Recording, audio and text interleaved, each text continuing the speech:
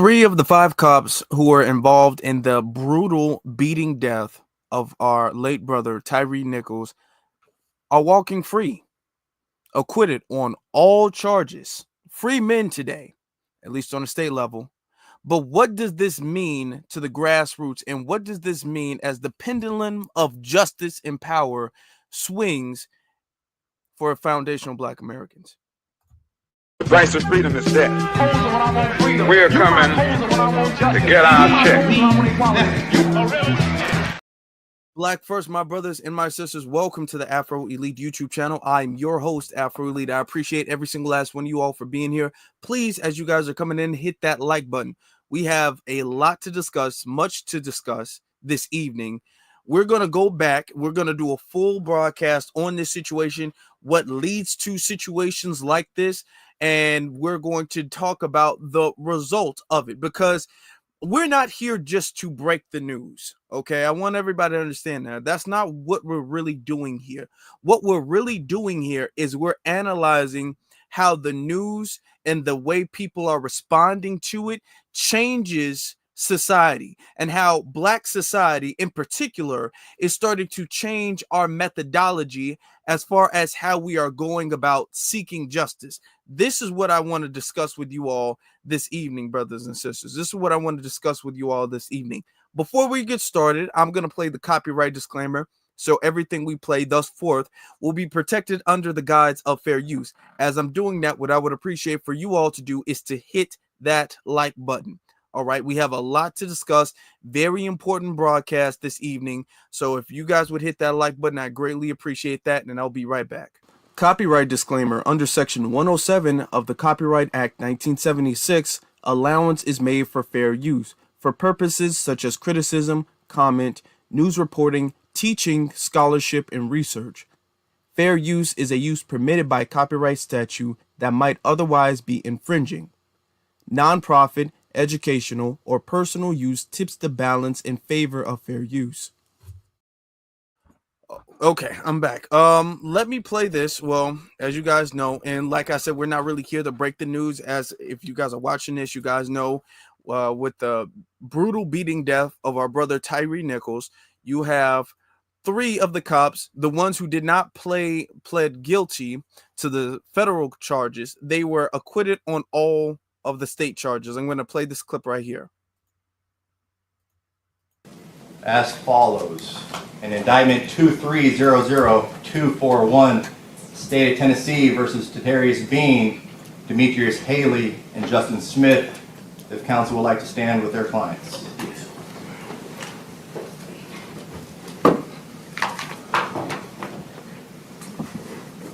The verdicts read as follows. Count 1, second-degree murder. We, the jury, find the defendant, Tetarius Bean, not guilty. Count 1. We, the jury, find the defendant, Demetrius Haley, not guilty.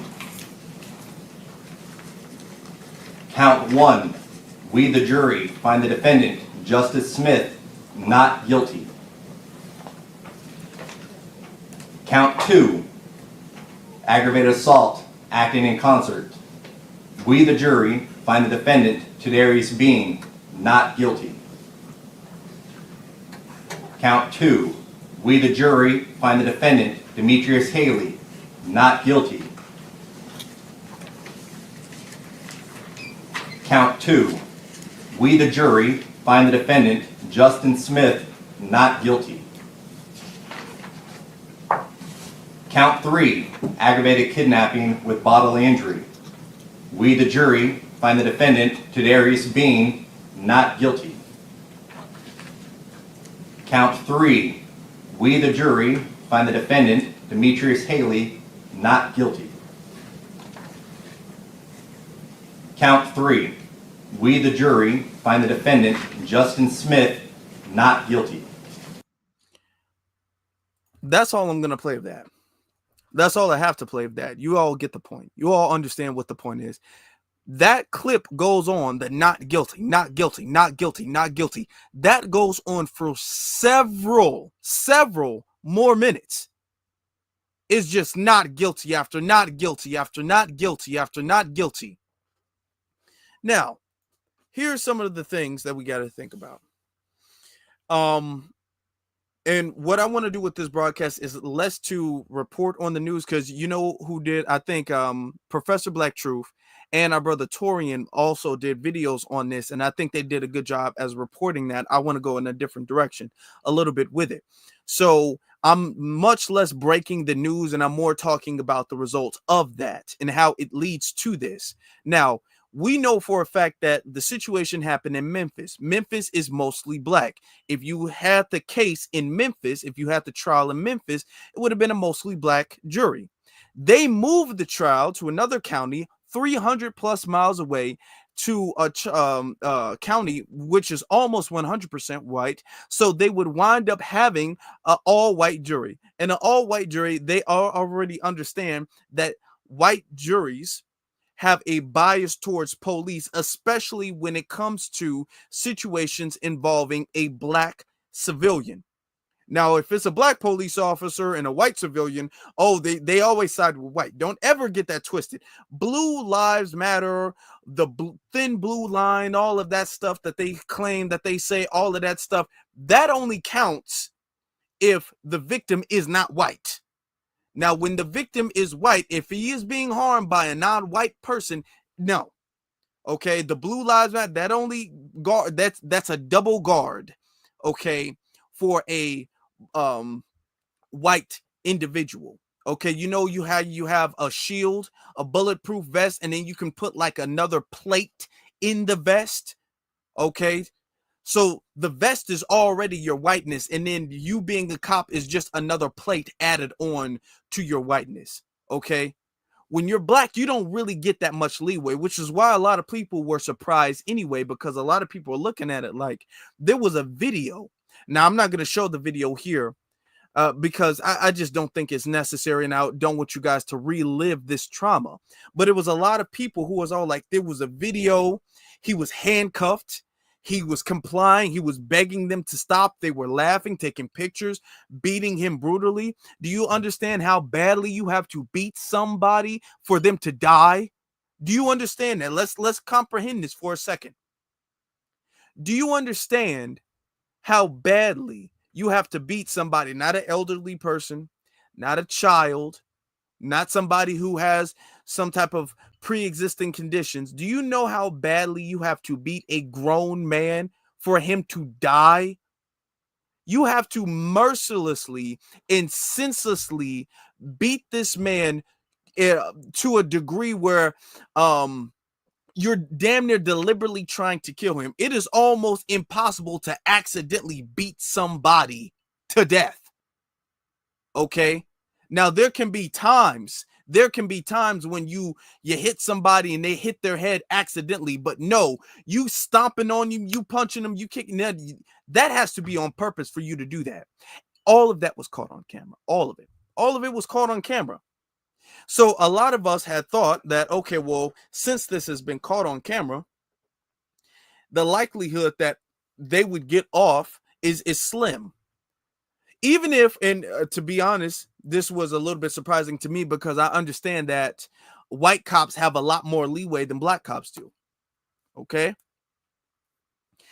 Even though, you know, I thought that, okay, they're probably not going to throw the book at them like that, because considering it is Memphis, I was thinking that maybe a slap on the wrist, but they will do they will be found guilty on something, at least something, but no, found innocent everything, on every single little thing. That's what they was found, innocent on everything. Okay. Now, that's interesting, because after the verdict, you had the sheriff, the chief, and the mayor come out with a statement. Both of them came out with a statement about this situation, because they all knew that there was already protest. The family was out there not saying, oh, we're going to forgive and all of this stuff. They weren't on that type of page. They were on a very different type of page. So they already knew what the verdict was going to cause. So the sheriff and the mayor came out with a statement. So we're going to listen to what they had to say. We're going to listen to what they had to say. Okay. This message is for our community. Today, my prayers are with the Nichols family and our entire city. I understand the pain we're feeling as a life was lost at the hands of officers whose actions don't reflect the values of our Memphis Police Department. Memphis is still healing, and that healing demands that we work together. As a city, we're committed to doing the work of creating a deeper trust between law enforcement and the people of Memphis. And on behalf of the city, we're steadfast in our dedication to creating a safer, more just Memphis for everyone. Today, a verdict was reached in the trial concerning the death of Tyree Nichols, and that has had a profound impact on his family, our department and city, and the entire nation. Policing in Memphis must always be ever evolving and continuously improving, and I am confident that our team is ready to further the work of creating ongoing change. As I have stated before, we believe in improved policing, in training, and in progress we are seeing daily. We recognize the pain and grief this incident has caused, and the men and women of the Memphis Police Department remain committed to rebuilding trust and working together toward a stronger, safer Memphis for all. In the days, weeks, and years ahead, we'll continue to work and we will heal together. We're going to heal. We're going to overcome. There needs to just be more training. Now, let them tell it. They do a great job. They do a phenomenal job. And these people, you know, you always have a few bad apples that just slip through the cracks. Don't you understand that? This was a situation where the entire Memphis department, they're not like this at all. And they would never allow this type of behavior to exist within their department. Not those two. Hell no. This is a situation where all of a sudden, the first time these 5 officers ever did anything wrong, it was this one case right here. This is what they're trying to tell you. And that this behavior that these officers did does not at all reflect the Memphis department, the police department in Memphis, and it does not reflect their policing, right? This is the very first time they've ever done anything remotely close to this. You believe that? Do you believe that? Do you think that's the truth? How many situations do we have where you have little squads? Because this is what happens. These 5 groups of officers, they formed a squad, like a scorpion squad, like a specific small little task force. We've seen like these small little task forces that go around like gangs and literally terrorize people all the time. And they get reported and reported and reported, and people call and people call and people call and people call. Nothing happens. We see that happening all of the time. And then the second they wind up taking the life of somebody, and that reaches the news, not just the local news, but the national news. Now it's all on social media. Now they're like, oh my God, you know what? We need more police training and police accountability. And, you know, maybe in the training manual, we should tell them not to stomp on somebody's head after they're handcuffed. I guess we left that part out. I guess he might not have known that. Maybe we got to go through another training regimen every so often or something like that. Oh, really? Okay. Since y'all so strict, and you believe, like she said, you believe in better policing, more police accountability. You would never allow this to happen. If you would have known, if they would have known, let them say it, let them tell it to you. If they would have known beforehand, they would have never, ever allowed this to happen. Which I found very interesting, because I did a little digging about it, and it seems like these officers had a history in Memphis prior to this incident, and nothing happened to them. Let's take a look at some of the evidence here. These officers, like they're saying, was the first time ever these officers had been a problem before. Look at this. I was in jail 2 days. Those 2 days while locked inside a cell here at 201 Poplar, Devarius Rister says anger mounted. Last December, police handcuffed him for something he says he didn't do. Yeah, we were just hanging out on Red Oak Street, just chilling. I really had just got dropped off. Rister says he was meeting a buddy that Thursday night in Binghamton when all of a sudden Memphis police pulled up. He says he tried to walk away. Where you going? I was like, I'm finna walk off because I ain't did nothing.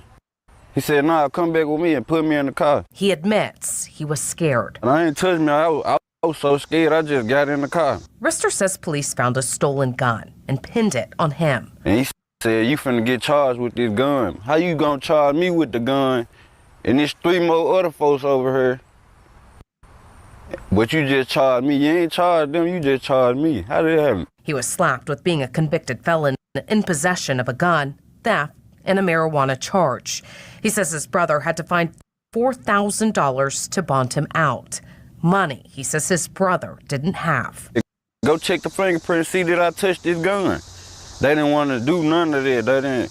They just took me down for it and charged me with it. 20 days later, Rister saw some of the officers again, this time on the news, charged with killing Tyre Nichols during a traffic stop. And I said, I'm the same police officer that put them fake gun charges on me and all the other stuff. WREG investigators uncovered criminal court records showing 3 of the 5 officers charged played a part in Rister's arrest, as well as 4 more MPD officers, all working a detail together that night as part of the Scorpion Unit, a crime suppression team created to target gangs, drugs, and auto theft. Okay. So they're known. They go around pulling people over, stopping people, planting evidence, putting false charges on people. These are the same officers. Okay. Now, let's look at another situation. Tried to warn the Memphis Police Department about an officer now charged in the death of Tyre Nichols. WREG investigator Jessica Gertler has her story and uncovers a loophole that may have kept the case from being sent to the district attorney's office for review. The evening of February 21st, 2021, Memphis police got a call. There was a shooting at the Walgreens on Knight Arnold. Khadijah Towns and her aunt were there. We was returning a red box and we was getting another red box. She says they were about to leave when a male officer approached her, asking if she heard gunfire. And I told him no, and he told us we could go ahead and leave. She says as she put the car into reverse, a female officer stopped her. Her aunt hit record on her cell phone. It's a everybody in the car. Oh my God, y'all! We was getting a red box. Where's your we ID? was getting a red box, y'all. Where's your ID? Why you need my? What I do? What I do? She wouldn't tell me what I did. She was just telling me to get out.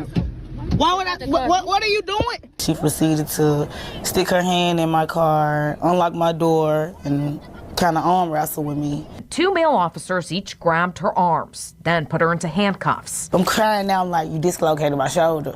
He just telling me, stop resisting, stop resisting. I'm like, I'm not resisting, I'm trying to tell. Because if you look at the video, my hand's behind my back. Officers then approached her aunt and the video ends. Town says officers put her into the squad car. She says she demanded they take her to the emergency room for her shoulder pain. Her family followed the squad car, so the officer pulled over and got out. And drew her gun at my brother and my aunt. Town says they took her aunt into custody while they took her to the hospital and then to jail, but she says she never faced any charges. She said she did give a statement to MPD's internal affairs, but never knew what came of the case until last month. She saw the mugshots of the now former Memphis police officers charged in Tyre Nichols' death.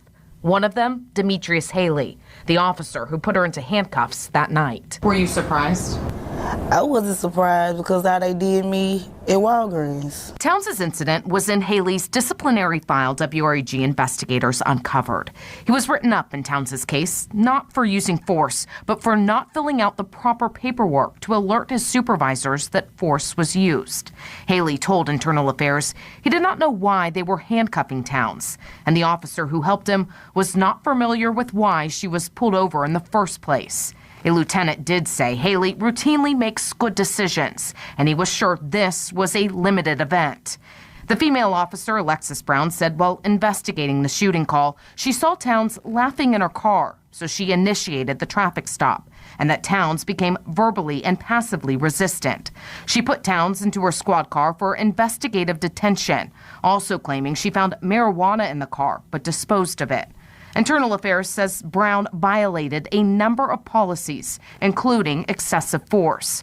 She resigned before her disciplinary hearing. And for them to give her time to quit on her own, like, that wasn't fair at all. Town says what's also not fair, her case was never turned over to the Shelby County District Attorney's Office for review to see if any of the officers did anything criminally wrong. See, a month after her incident, the then DA and the former police director created a new policy. All cases of excessive force that result in disciplinary action would be sent to the DA's office for review. Again, the officer quit before she was disciplined for violating the excessive force policy. We asked MPD if that's why the case was never sent to the DA. We have yet to hear back. It's not right. It should be another system, a better system. To this day, Towns doesn't know why she was forced out of her car and into handcuffs. And we still don't know what we did. We still don't know what we did. Jessica Gertler, WREG, News Channel 3. Still looking for answers. Okay. All right. She was pulled over, essentially. Not asked what's going on, how you doing, or anything like that, but pulled over and then damn near immediately yanked out the car for laughing in the car. She's laughing in the car. Okay. Is she laughing at the police? No, she's not laughing at the police. It's not like she's laughing like the Joker because she just got away with doing some heinous act, some heinous crime. No, she's laughing in the car for whatever reason. However, her laughing was so disturbing that this officer had to literally reach in the car, unlock the car, open the door, yank her out, damn near dislocate her arm, and then put her in jail. And don't charge her. And then when she wrote a report about it, now it's all this little red tape and all this other stuff. This is the Memphis, the same Memphis department that these people are trying to tell you, oh, we're doing the best that we can do. Oh, we believe in training and we believe in quality policing and we believe in all of this stuff. This is the same people who allowed her to, even though she was under investigation, resign. This woman damn near dislocated this sister's arm for no reason. None whatsoever. She just gets to go around and just terrorizing anybody she wants to, and then she gets to resign. And then go to another department or whatever the case is. Cops, y'all don't got nothing to say about that. Y'all don't got nothing to do to say. Y'all not upset about that. That doesn't bother them. They tell us there's absolutely nobody who hates a bad cop more than a good cop. True. A good cop hates a bad cop. Why he hates a bad cop or she hates a bad cop is because you put a stain on all of the police. You make policing difficult for everybody. Now it's hard for everybody to be a police officer because of your actions. You put that stain there. We hate bad cops. Oh, okay. It just seems like the good cops who really hate the bad cops are just nowhere to be found. When we need good cops and we're surrounded by bad cops who y'all claim is so very small in number, so very few, the percentage of bad cops is so minuscule, it seems like they just get to get away with whatever they want to. The good cops should be infuriated by the fact that a cop can even be able to resign under investigation. If you were under, and this is just a retail store, family, follow me with this. Follow me. If you were under investigation from Walmart for stealing money out of the register, all right? If you were under investigation at McDonald's for when they gave you cash, the few times they actually do give you cash for their food, and you take a little bit of not the store's, it technically is not the store's cash, but their change. You kind of take a couple of dollars out of their change when you give them their change back. They're owed $5 back. You give them $4 or $3, and then you pocket the $2. If you're under investigation for pocketing the change, not the store's money, the customer's money that you're taking, and you're under investigation for that, you think you're going to be able to resign and then go to another McDonald's? You think that's going to happen? You think if you're under investigation at Walmart for taking, even if they don't have proof of it yet, they're just investigating, but they're investigating a crime where you're taking money out of the register and you're pocketing money from the register, you think you're going to be able to resign from that Walmart and then go to another Walmart? No, you ain't going. No. First off, all of these Walmarts, if you are under investigation, until we deem you innocent, all of these Walmarts know about it. You not leaving here and then going nowhere. That's not happening. But Walmart, McDonald's, they have stricter rules for employees taking a few dollars out of their registers or from their customers than police departments who swore an oath to serve and protect the community have when it comes to the literal abuse of the citizens. Tell me how that makes sense. You have cases after cases where these same police officers, it's a track record. It's a track record where these people should have been known. They should have been known. These cops are going around running amok. Let me, you know what? For a safe measure, let me give you another case. Just for safe measure, right? About a few miles from where Tyre Nichols was stopped by MPD's Scorpion unit. And just 3 days before, another young man, 22-year-old Montarius Harris, says he too was beaten by the same 5 officers charged in Tyre's death. He sent me a clip of Tyre, like when he was in the hospital, and it had all the officers down there. So I was reading it, and I was like, these are the same officers that beat me up.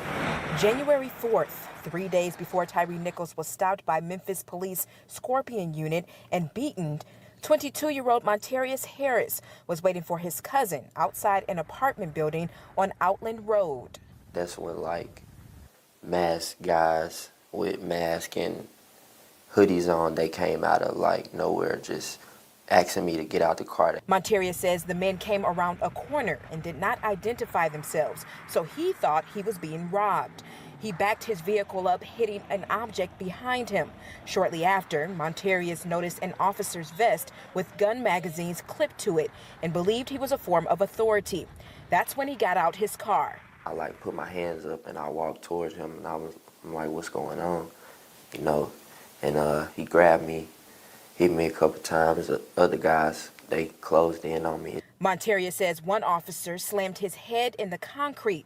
He says it wasn't until he called for his cousin and neighbors came outside that police stopped beating him. I was scared, like, I didn't know what to expect. After they had already had me detained and stuff, they kept saying how they wanted to air my car out, and one officer was laughing at the other officer. He was like, oh, you got your red beam on. And he was like, yeah, I was ready to, you know, shoot him. An officer in a marked vehicle arrived and took Montarius to 201 Poplar. A nurse there requested Montarius go to the hospital. He was taken to Regional 1 and released a few hours later back into police custody. The police report says Montarius violated a number of laws, including evading arrest, possession of a controlled substance, and convicted felon with possession of handgun. But a federal lawsuit filed on his behalf states that the gun was not Montarius and belonged to his cousin. While in jail, Montarius' mother called Spence Partners Law, and days later, they learned the officers charged in Nichols' death are the same names of the officers listed in the police report for Montarius. We filed a lawsuit because we believe that we can prove that there's a policy and custom in the MPD in the manner in which they violate the rights of young black men like Montarius. Montarius lawyers say they're glad the Scorpion unit has been disbanded, but there's more work ahead. What we don't know is whether this unit is something that was an aberration itself, or is it something that's capable of repetition. Monteria's lawyers say they are reviewing video and audio from that encounter with the Scorpion unit. We reached out to Memphis police. They say they are looking into this investigation and will not comment at this time. In Hickory Hill, I'm Brittany Moncrief. So when they tell you, oh, we believe in good policing and everything like that, this was a tragic situation, but we don't want this situation to ruin the trust that we have within police and the citizens, police and the community. Y'all already don't have no trust because this stuff has been going on. Oh, something just flashed. This stuff has been going on for the longest time, and these officers ain't doing nothing. Look, these people are going to sit up here and fix their lips to tell you that this is a tragic situation and our heart goes out to the family. Does your heart go out to every single person? Your heart goes out to, hold on, let me see. Why is it, hold on, Mike. Your heart goes out to every single person that these people harmed, or just the family of Tyre Nichols?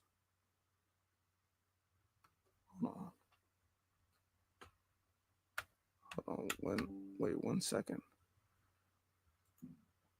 Something is going on with my camera. Okay.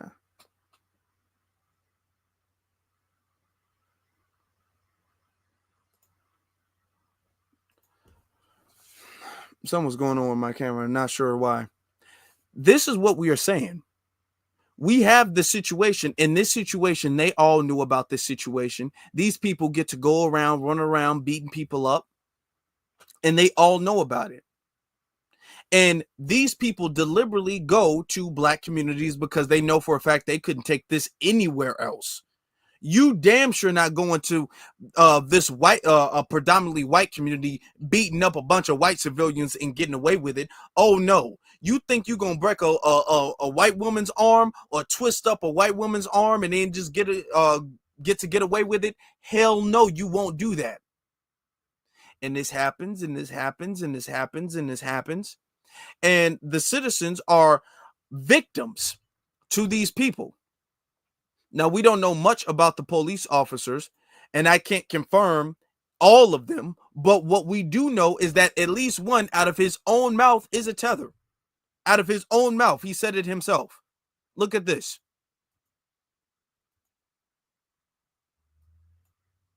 I'm from Connecticut. And you're from Connecticut? You were born in Connecticut? Yes, I was born in Connecticut. Parents from somewhere else then? Yes, my parents are from Jamaica. When you say Jamaica, when you say some other words, we can hear it. Oh, yes. So you have a little bit of a Jamaican accent with regard to some words. Yes, I've been told that, yes. Okay. Grew up in Connecticut? Yes. Did you go to high school? Yes, I did. Did you graduate high school? Yes, I did. Okay. Confirms his family is from Jamaica. This is what happens. And they come to predominantly black communities where they want to be police and all that because they understand that foundational black Americans who are their targets, all of the videos we've shown you of their victims were FBA. So we're going to sit up here and allow these people to come in our communities as police and victimize us. Now, let me ask y'all this.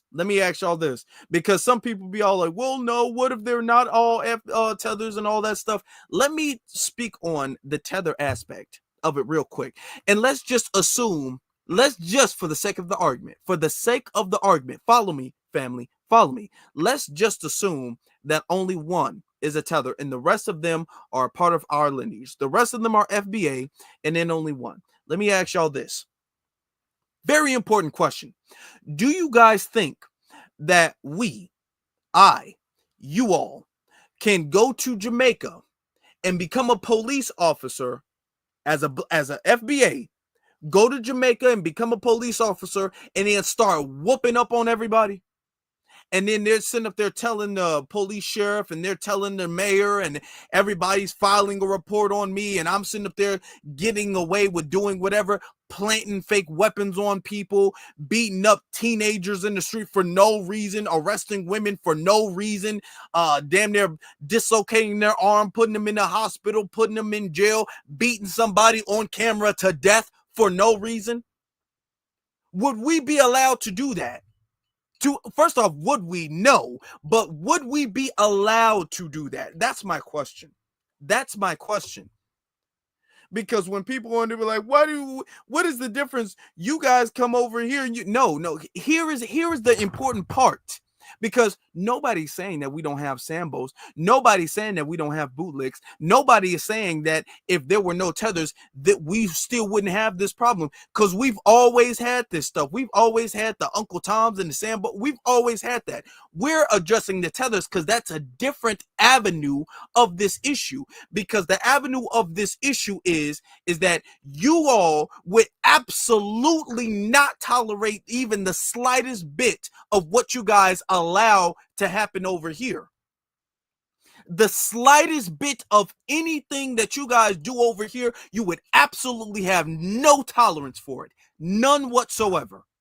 There would be no tolerance for us to, first off, if y'all would even allow us to become a police officer in y'all homeland anyway, but there would absolutely be no tolerance for us to go over to your homeland and abuse the natives in their homeland and then just get away with that.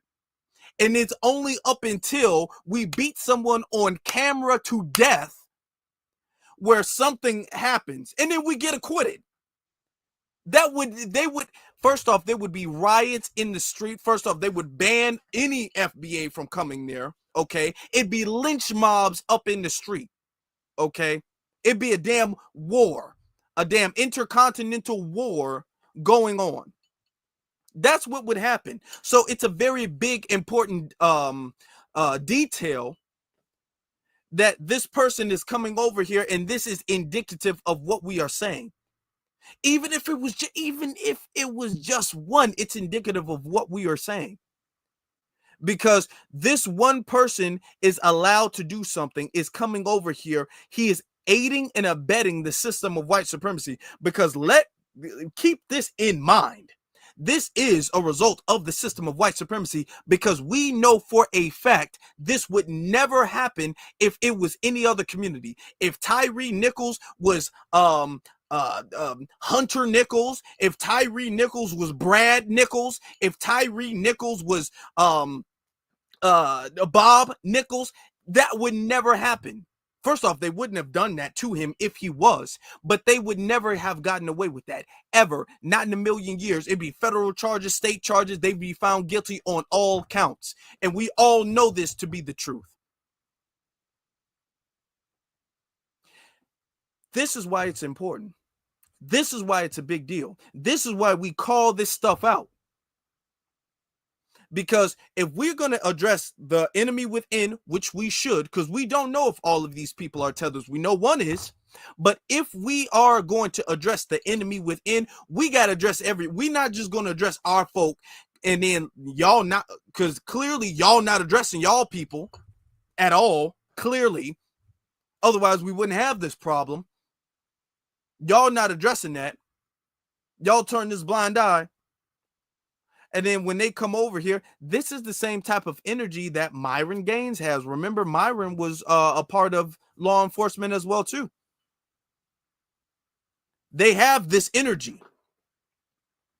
They come over, and these people deliberately go to mostly black populated areas because they know for a fact what they're becoming a police officer to do.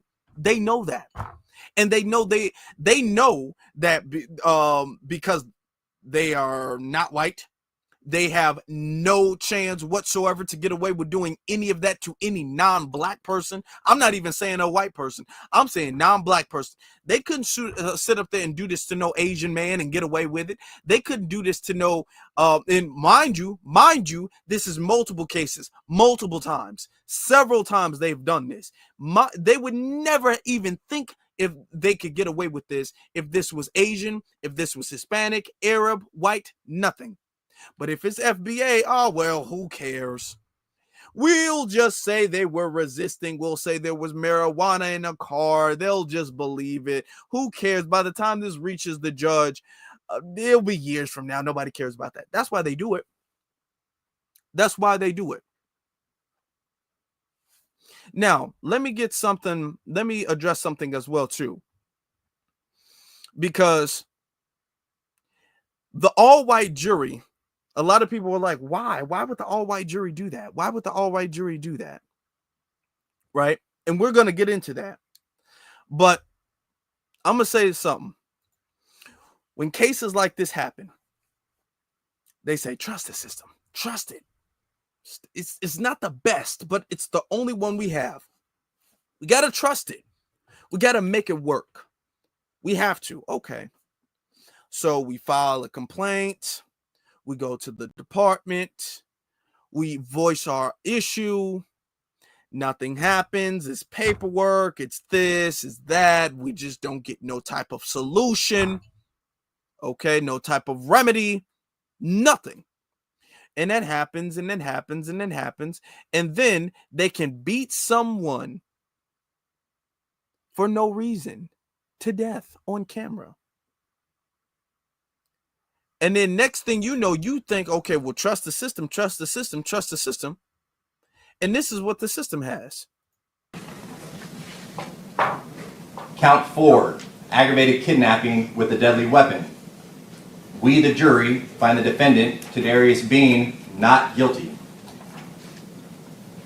Count 4, we, the jury, find the defendant, Demetrius Haley, not guilty. Count 4, we, the jury, find the defendant, Justin Smith, not guilty. Count 5, official misconduct, unauthorized exercise of official authority. We, the jury, find the defendant, Tadarius Bean, not guilty. Count 5, we, the jury. So, I don't even have to keep playing that. I don't even have to keep playing that. But what they have an issue with now, they have an issue, is the fact that the pendulum is swinging back the other way. Let me break something down to you guys. Justice is a natural reaction that people want. It's natural, okay? People are not going to sit up here and live in an oppressive system just indefinitely. That's just naturally not going to happen. So when you say trust the system, wait for the courts, wait for the jury, and then they just get to walk. We know they beat him to death. It's not even arguable. And here's the thing, we have no idea whatsoever what the defense could have been, where the jury was all like, well, it seems like all of them are innocent. We know they beat him to death. We know for a fact they wouldn't have acquitted any of them if that person was white. So because a black person dies, his life just didn't matter, so they get to go walking. So Foundation Black Americans, we're tired of this. We've lived through this for centuries. All of this, we gotta vote, we gotta pray, we gotta protest peacefully, mind you. We gotta do all of this stuff the right way. We gotta handle our problems the right way. And that way is the way that doesn't upset or disturb the dominant society. Well, when the right way doesn't work one time, we say, okay, well, it didn't work one time, we'll do it again. If it doesn't work again and again and again and again and again and again, and it seems like it never works, the right way never works. They always get to get off. They always get a slap on the wrist. They always get to get away when we do our way of justice the right way. How is it that the right way only benefits the people who were wrong? Just tell me how that works. Tell me. You know what? Foundation Black Americans say, you know what? The right way, I be damned. If the right way ain't working, it looks like we're just going to have to start doing things the wrong way. If the right way is not working, if the right way don't bring about peace, don't bring about justice, it looks like the wrong way is what we got going on. That's what it looks like. So look at this. This is how Memphis is turning up. Many in Memphis are continuing to react to the not guilty verdicts in the death of Tyre Nichols. And tonight, the most shocking reaction of all. Wanted posters, disturbing calls for vigilante justice for the 3 former police officers who were acquitted in Tyre's death. I want y'all to see that. They got wanted posters out for former police officers. It's linked to, it says dead or unalive. Dead or they coming for their heads. They said, hey, this is the eye for an eye generation out here. Ain't no more we shall overcome. Ain't nobody trying to sing and march, and ain't nobody doing it. We'll go to church after we find you. How about that? How about we do it like that? All of this, we got to bury our family. We got to go to vigils and all of this, and y'all get to walk away. They said, you know what? If the right way, we tried the right way. We did everything the right way. We've been doing everything the right way for years. Now, if this like this is going to be, we're going to do things the wrong way, and we're going to see how that works. That's what we're going to do. We're going to see how that works. You got wanted signs posted up. This is in public, on the street. If you find these people, it's on site. That's how we moving now. We ain't moving it. All of y'all be all like, y'all scared to touch a cop. No, it's on site now. That's the energy that we're taking everything now. Okay. The quote unquote right way ain't working. Let's continue. Let's finish playing. Wanted posters, disturbing calls for vigilante justice for the 3 former police officers who were acquitted in Tyre's death. Good evening, and thank you for joining us. I'm Greg Hurst. Hi, I'm Stephanie Skurlock. The posters are located on light poles in Cooper Young. WREG's Raven Copeland has reaction to the verdicts and the message for the city during this time. We have gotten so much injustice from this city. Say that. That is ridiculous. Say that. My son was murdered. That's right. By 5 Memphis police That's officers. Right. Murder. He was murdered. Murder. And 3 of them got off.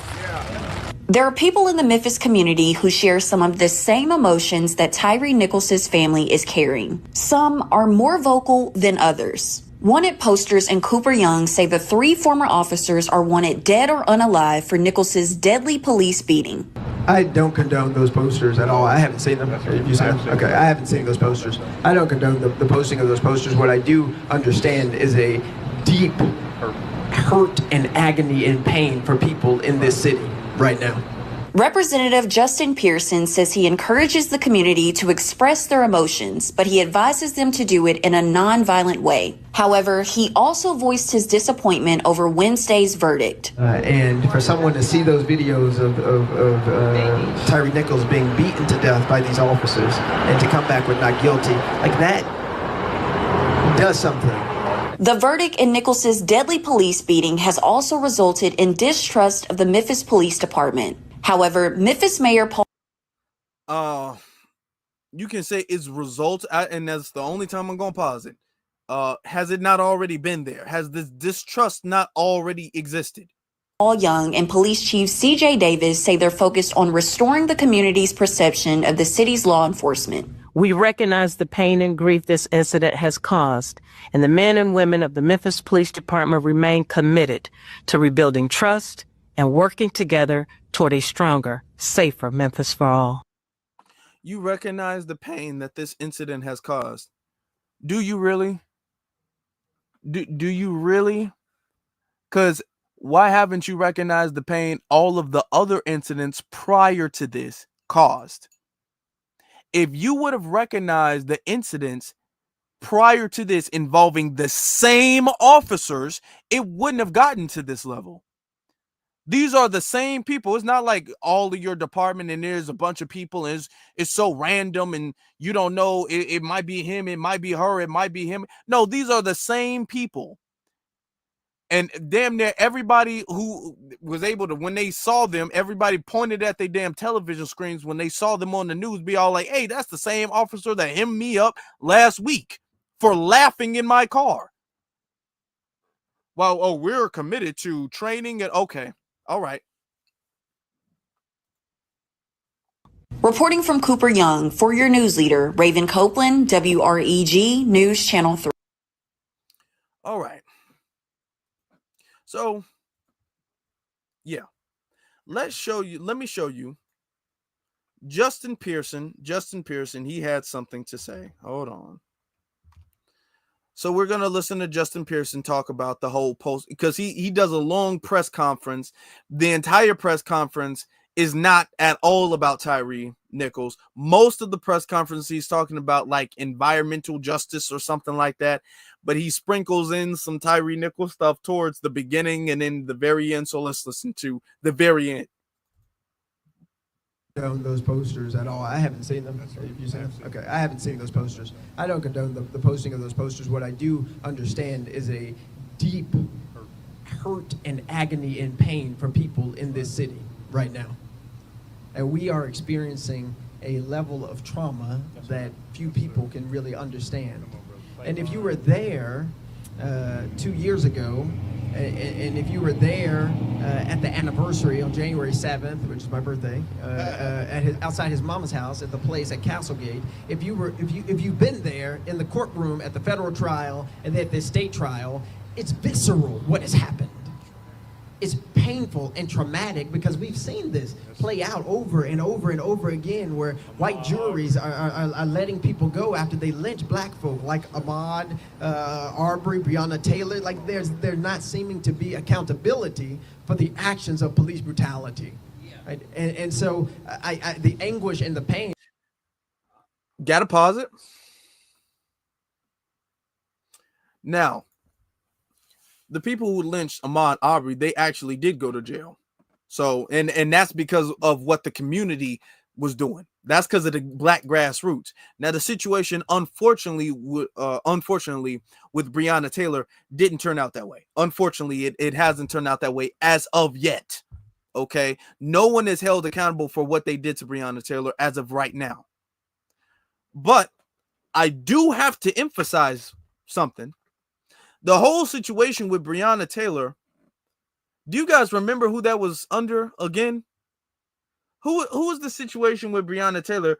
Who was running the government at that time? I forget. I forget who was running the government at the time when the cops who just bust down the door and then just went all shoot first, ask questions later. I forgot who was running the country during that time. Okay, because I think that the people who are responsible for that and responsible for the policing of the citizens in that country, I think that they should be held accountable, and they damn sure shouldn't be supported and endorsed. Certainly, Justin Pearson doesn't endorse the type of people who are supposed to be leaders and who would allow such a heinous crime to go away unpunished, allow them to get away with that unpunished, right? Surely Justin Pearson wouldn't have allowed or condoned or permitted any of the people who should have done something to bring about justice to not do that. Surely he wouldn't. Okay. Now, they will bring up names of black people who we lost by the police outside of the context of you all were the people supposed to bring forth justice. You all were the people that we elected to make sure that didn't happen. Y'all say, hey, we gotta vote. More black faces in high places will stop this problem. We have black faces all over the place now, and we still have these problems. What do we need? What's going on? The problems aren't even slowing down. It would be one thing if this happens every blue moon, but it doesn't. The problem's not even slowing down. You're condoning the people who allowed the people. You bring up Breonna Taylor, as disrespectful as that is, because Biden and Harris allowed the officers to walk for that. You didn't bring that up during her entire election or Biden's election. Breonna Taylor didn't exit your mouth during that entire time because you knew that would be a bad reflection on Kamala's campaign. He didn't once bring up Breonna Taylor at all during Kamala's campaign because that would make her and the Biden administration look bad. So he was completely dead silent on Breonna Taylor. Now that Trump is in office, now you want to bring up Breonna Taylor because now she matters now that there's no election to risk by bringing her up. Just keep that in mind. That's Justin Pearson. Notice also that he dropped the MLK accent. I think we can all understand. I don't think that we should resort to any violence. I don't support that in any way. But I do understand the anguish and the pain of our community. And more than anything, y'all, we got to pray for his mama and his daddy and his family and his child. Like, if you have not met them or know them, they are extraordinarily beautiful people who've been carrying the weight of this city for a long time now. And to get a verdict like we got and like they got, it tears into your spirit and your soul about humanity itself. And for someone to see those videos of Tyre Nichols being beaten to death by these officers and to come back with not guilty, like that does something. And so, no, I don't condone the posters, but I do have empathy for the pain. And we all should have empathy for his mama and his family right now.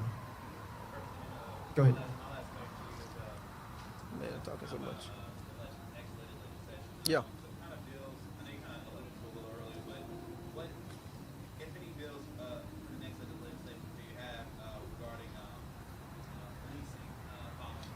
Mm-hmm. Look, we had great laws passed here locally that the state then sought to overturn in the last legislative session, right? And Director Chief Davis said, look, we're going to implement what we know to be right and to be just and to be fair. So we don't know currently what's happening. But I do believe that there is more progressive legislation that we can at least advocate for to improve policing in Memphis and across the state. There's one thing that I learned about from one of y'all's amazing news stations about cop hopping, where a cop gets fired from a department and then they go to another department within our, you've seen this, go to another department within our state. Like, that's wrong. And so we need stricter laws that help to prevent bad police from being able to continue to police people.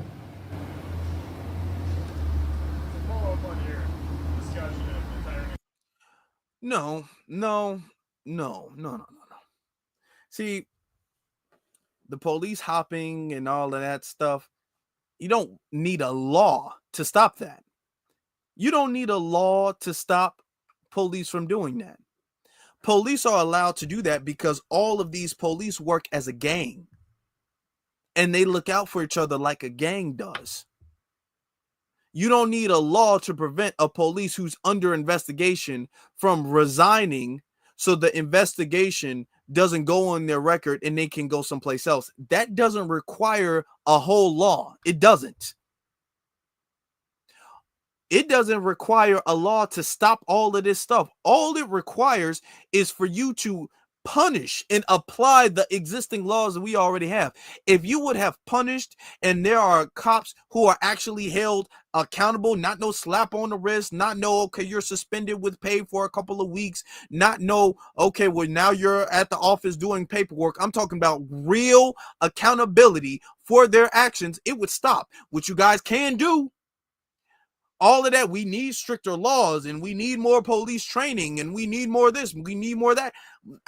You know what's interesting about that is that when black cops do stuff to white people, we don't hear nothing about we need stricter laws. Do y'all notice that? Because I do. I noticed that. I noticed that. When black cops like Muhammad Noor or anybody else, when black cops having to do anything and the life of a white person is taken, ain't nowhere we need more police training. Oh, no. We don't need no police training. What we need is a good jail cell for your ass, your black ass to get in. That's what we need. Ain't no more police training. Ain't no more none of that the stuff. Ain't no more sensitivity training. You need some iron training in that jail cell. That's what you need. You need some time to reflect in prison, behind bars. That's what you need. When it comes to black cops doing stuff to white people, notice that we don't need sensitivity training. Notice that we don't need more police training when it comes to processing dangerous situations.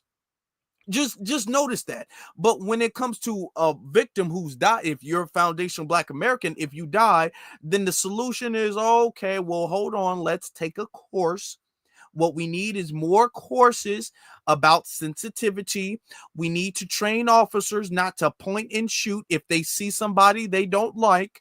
What we need to understand is we need more, of therapy. Okay, and we need more social workers in the police department. And then when white people get ain't nobody talking about no social worker. Ain't nobody talking about no accountability training. Ain't nobody talking about no sensitivity training. Nobody's talking about no de-escalation training. Nobody's talking about none of that. They talking about prison. How long are you going to go in jail? How long are you going to be behind bars? Do you understand the fact that they can lock Black cops up like Muhammad Noor for doing something to white people, even though that was a true accident, shows you don't need a law. We don't need to sit there and wait for another election and then wait for more seats and then wait for somebody to sign some legislation and then wait for enough votes and then wait for we don't need all of that stuff. All of this, what we need is first off, okay, well, it's a lot of Republicans and the Republicans don't want us to pass anything, but if we wait for next year, okay, we can have enough seats. If we get enough votes, we can have enough seats, and if we have enough seats, we can sign this legislation, which can turn into a bill, and then that bill, if we have enough votes, can then turn into a law after the mayor signs it and everything like that. And then after that, we will have the funding from the state government to form a committee where we can study the accountability and the sensitivity or lack thereof of police. And then eventually, let's say 40, maybe 50 years down the line, the problem will lessen. Now we ain't got that time. No, we not waiting that long. No, because ain't nobody else got to wait that long. It's only us. We got to go through all of these loopholes and now all of that. Well, the votes, I ain't trying to hear nothing about no damn votes. Y'all said voting for Biden was going to solve this issue. We've all seen the video. The jury came back the way it did. What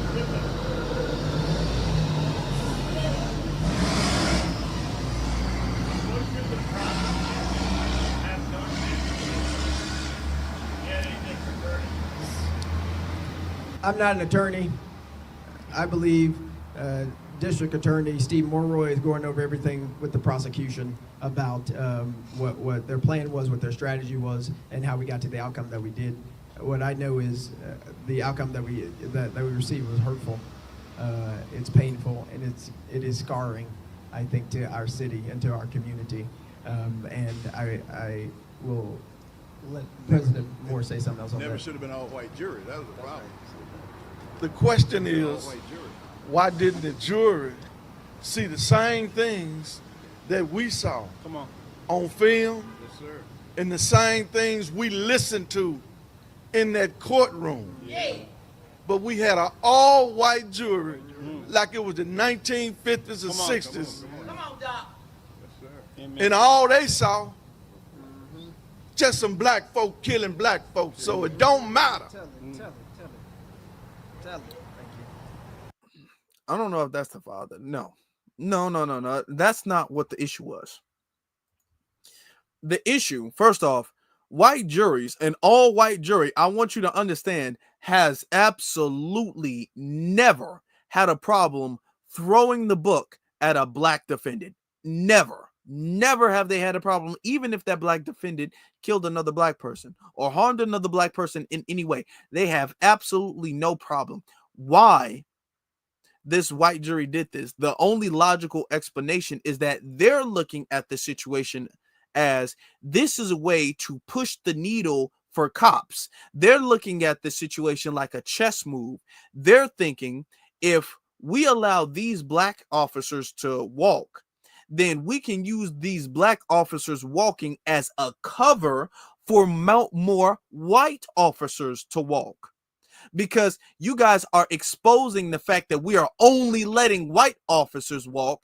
And then that's kind of exposing the racial bias. That's exposing the racism and everything like that. We can't have that. by letting these black officers walk. Now, if a white officer does the same thing, this is how they're thinking. They're thinking like a chess move. They're thinking, now, if a white officer does the same thing, we already have a case precedent where the officers who are caught on camera have done this and gotten away. So this now pushes the needle forward for more white officers to get away with it. This is why they decided to make that decision. This is why they decided to make that decision. Okay. So we say, you know what? All right, then. All right. All this praying and all of that stuff, that's not going to work out. At least it's not going to work out for everybody. What happens when we are tired of waiting for the system to work the way it's supposed to? This is what happens, y'all. Yep. Rodney Hinton Jr. This is exactly what happens. This is the inevitable response to oppression that goes unpunished, to injustice that goes unpunished, to taking lives away from people unjustly, inhumanely, brutally, and that goes away unpunished. This is that. This is exactly what that is. They say, when is justice coming? And we think about our good brother, Rodney, who had a moment, because this is what the defense is saying, so it's on code for us to back it, who had a moment of temporary insanity. Okay, which is the situation, because he was under extreme duress. Even the prosecutor is saying that. So it's not like we're making it up. The prosecutor has said that he was under extreme emotional distress. Okay. So we ask ourselves, how long do we have to wait for justice? When is justice gonna come? And our brother Rodney said, justice is going to come as soon as I get done filling up my gas tank. That's when justice is going to come. We ask, when is it going to come? When is it going to come? Oh, justice, as soon as I leave the gas pump, justice is on the way. I'll promise you that right now. They ask, how far is justice? Justice is about maybe 2.5 miles down the block. That's how far justice is. How fast is justice coming? Justice is coming at maybe 60 or 70 miles an hour. That's how fast justice is coming. All right. That's what the energy is now. That's what we're saying now. How about that? How about we do it this way? All of this, we got to wait for the system, and we got to wait for a vote, and we got to wait for this, we got to wait for that. Oh, and he said, you know what? How about I just wait for the green light to hit? How about that? I ain't waiting for another election. I'm just waiting on the green light, quite literally. How about that? How about we do it that way? And we're going to see. We're going to see how fast y'all get to signing this legislation and actually locking people up and stopping this nonsense. How about we're going to do it that way? They say police need more accountability. Police need better training. You know, we need to have police training. Okay, well, if the police don't know how to do their job, I don't know how to hit my brakes. How about that? If the police don't know how to do their job, I don't know how to hit my brakes. We're just going to do it that way. Okay? You need police training. I need steering training. All right. Oh, you thought he had a gun? Well, I don't know. I thought you were a deer. We're gonna do it that way. Okay, you scared for your life? Okay. I mean, I understand why. And I was scared for mine. I didn't know I didn't know what I was doing. Okay, we're gonna do it that way. That's how that if this is what has become of the system, this is how we're responding to everything now. This is how the system has driven people to this point. The system has driven people to this point, ladies and gentlemen. Okay. We said, oh, well, you know what? They've been acquitted. Okay. And then he said, you know what? I got other plans. Yeah, I got other plans. Okay. That's the plans I got. All right.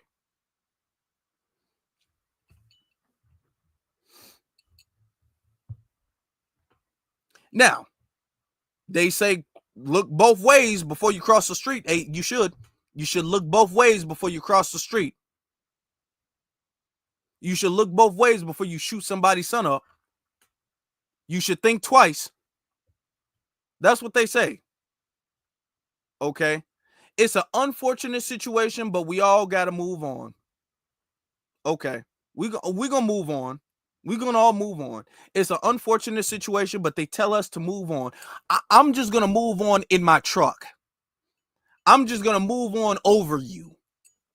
I'm just going to move on straight through you. I'm just going to move on in the middle of the street. That's how I'm going to move on. We all going to move on. If you tell me I need to move on, well, it look like you about to move up. How about that? That's how we're going to do it. Okay.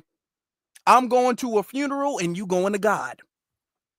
That's just how we're going to do things. And I promise you, things going to change very quickly. Very, very quickly. And you know what they're upset about, really?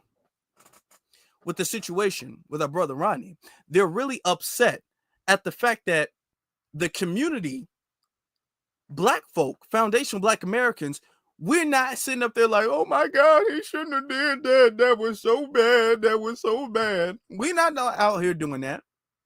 We're not out here doing that. A lot of people out here like, but that wasn't even the right cop. That was the wrong cop. Why you do that to somebody? He innocent. Okay. I will say this because we have to be very selective and careful with what we say on these platforms. I'm just going to ask this question. We're talking about our the unfortunate situation and our brother Rodney's response. Why are we not talking about the situation and the situations that lead up to a response like this? Everybody's pulling their hair out about the response. Oh my God, it was a gun. How are you gonna do this? Why are we not talking about the children and the dead children, the graveyards full of children that lead to a situation where there was a bump in the road? Okay. Why are we not talking about that? This is the thing, and this is how we're looking at this situation. So when we see these cops get off, and next thing you know, you see wanted pictures, I bet you they send up there taking this wanted picture thing very serious, because they know, oh, there might be a Rodney out here, there might be a Rodney Hinton out here. Yeah, you don't know that now. I bet you all three of them are gonna be looking 4, 5, 6 times before they cross the street. They faces all over the place. And let me tell you something. Not only that, since you guys have been saying that we need justice and the justice is going to come, like Sam Cooke said, change is going to come. Oh yeah, change is going to come. Change is going to come as soon as I cross the street. The change is going to come as I'm turning through the intersection. That is where the change is going to come. That's where the change is going to come. Okay. From this stoplight to the next stoplight, this is where the change is going to come. Right in between there is the change. And with that bump in the road, they tell us we got to get over the bumps in the road. With that bump in the road, there will be change at the next stoplight. Okay? This is why they're upset, y'all. Let me show you. They're upset because, let me pull this up. When you look at the situation, when you look at this is the inmate, Rodney, okay, birth date and all that. And then when you look over here, you see his commentary is so full that they gotta wait. Black folk loading up this man's commissary up because he's a victim in this situation. His son was brutally shot down for no reason. He's a victim in this situation. A grieving father who's behind bars. He's a victim in this situation because his son was shot down. It says the inmate has reached its deposit limit. Yeah, see, they're upset because we're not out here like, oh no, Rodney shouldn't have did this. Well, they're out here all like, where can I put money on his books? Where can I put money on his books? They're out here looking. I want y'all to see something else. Look at this. This is a give, send, go, because you know GoFundMe. GoFundMe did the cowardly thing and apologized. They tried to set up a GoFundMe, but of course GoFundMe wasn't going to sit up there and let that stay up. So there's a give, send, go. It says help us support the Rodney Hinton's family. For Rodney Hinton's family. Only a goal of $50,000, and they've already raised $35,000. They're damn near at the end of their goal. Okay, this is on top of the fact that they're filling up his commissary. And this situation happened only a few days ago. Okay, so this is for, you know, the situation, because the whole family is in, you know, a bad situation right now. The whole family.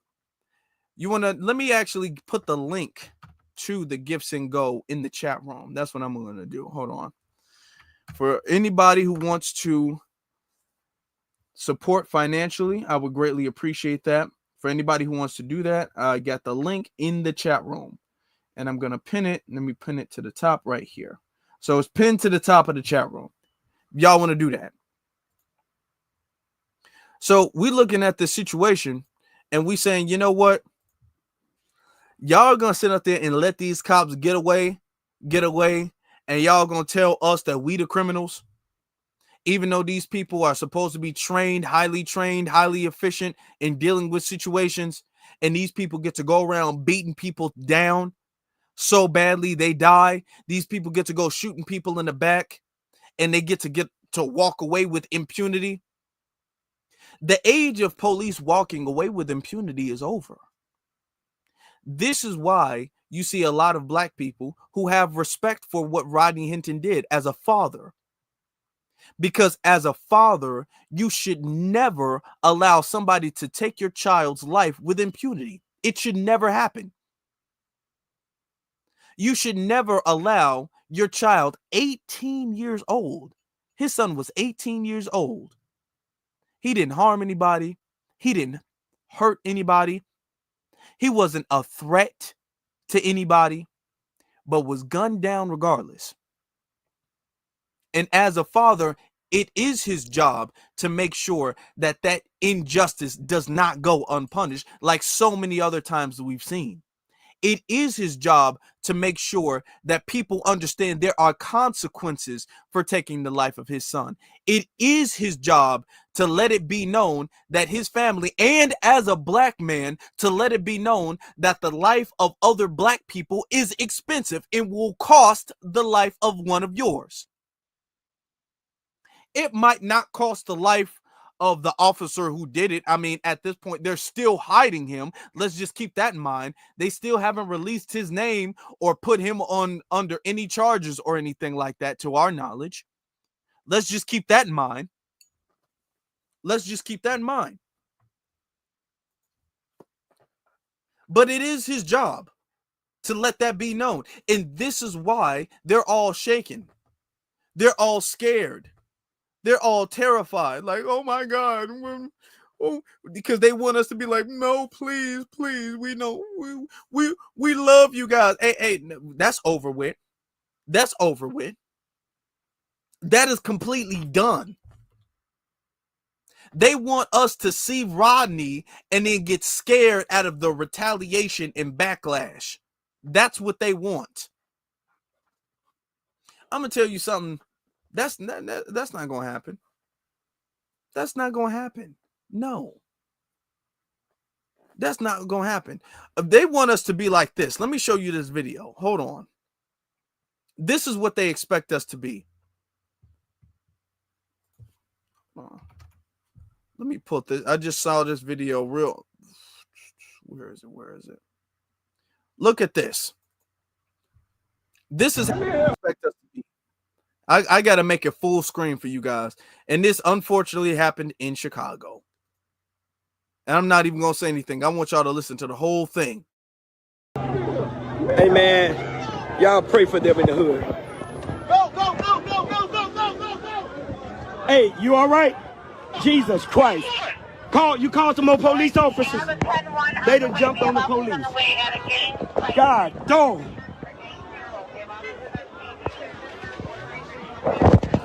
Hey, just rest, officer. Rest for a minute. Jesus Christ, man. He all right. We gotta put some on his head.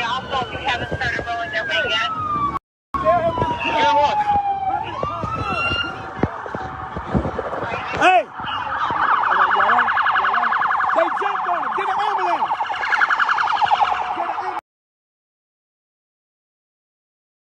They jumped on him.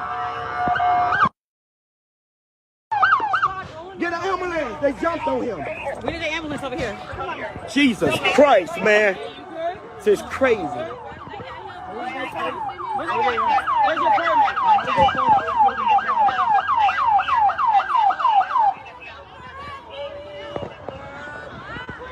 Man, this is crazy, man. They done jumped on the police.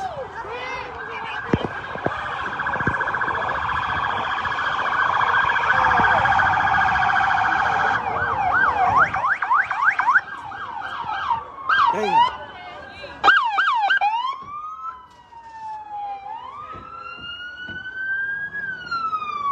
Hey, they jumped in the car, the ones that jumped on him. The ones that jumped on him jumped in the car already. So they still got people over there.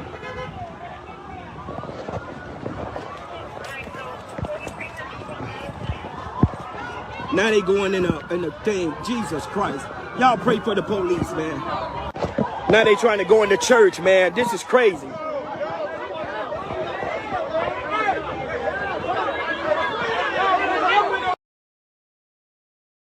I'm going to stop it here because the video go on for like another 7 minutes. I'm going to stop that right here. See, this is what they expect us to be like. This is what they want from us. He said, Jesus Christ, they jumped on the police now. No, not the police. Massa, please. Massa, it looked like what happened, and we don't know what happened. We don't know what happened before the video. Keep that in mind. We don't know what happened before the video. We don't know the officer. Come on now. Let's be honest. The officer might be suffering from pre-existing conditions. It looked like to me the officer might have been suffering from pre-existing conditions. We don't know. We don't know what happened before the video. If all of those black folk in that crowded area actually decided to jump that officer, I promise you, he would have a little bit more than a drip of blood running down his face. If they were really jumping him, he wouldn't have been able to make that out. You couldn't tell me anything other.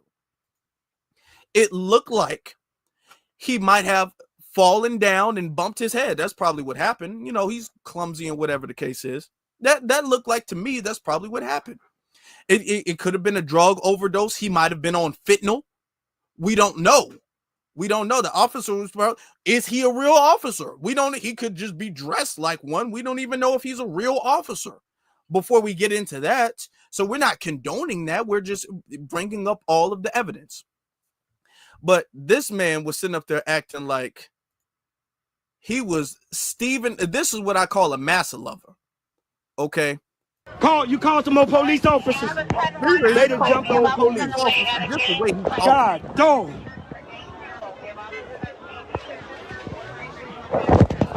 Hey, just rest, officer. He said, just rest.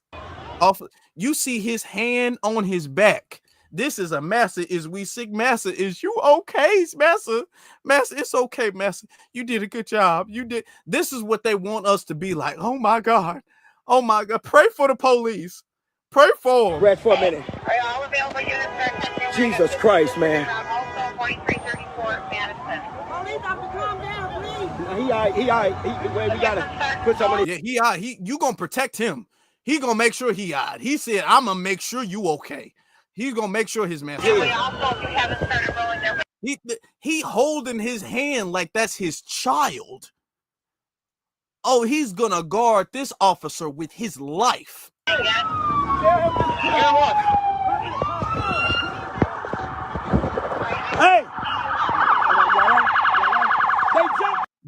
He cares so much. You would have thought he was an officer. Get an ambulance!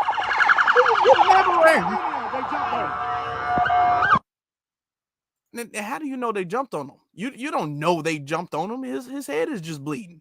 You don't know what happened. Get an ambulance! They jumped on him. We need an ambulance over here. Jesus Christ, man. This is crazy.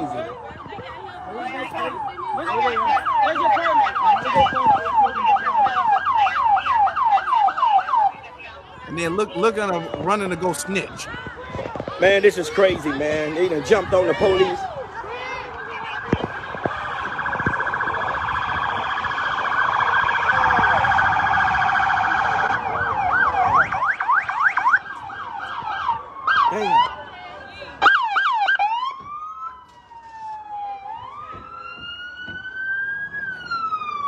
Hey, they jumped in the car, the ones that jumped on him. Now, he said they jumped in the car, the ones that jumped on him. Y'all, in the beginning of the video, just keep that in mind. In the beginning of the video, he's making a video. Hey, man, y'all pray for them in the hood. He doesn't even see the situation that went on with the officer.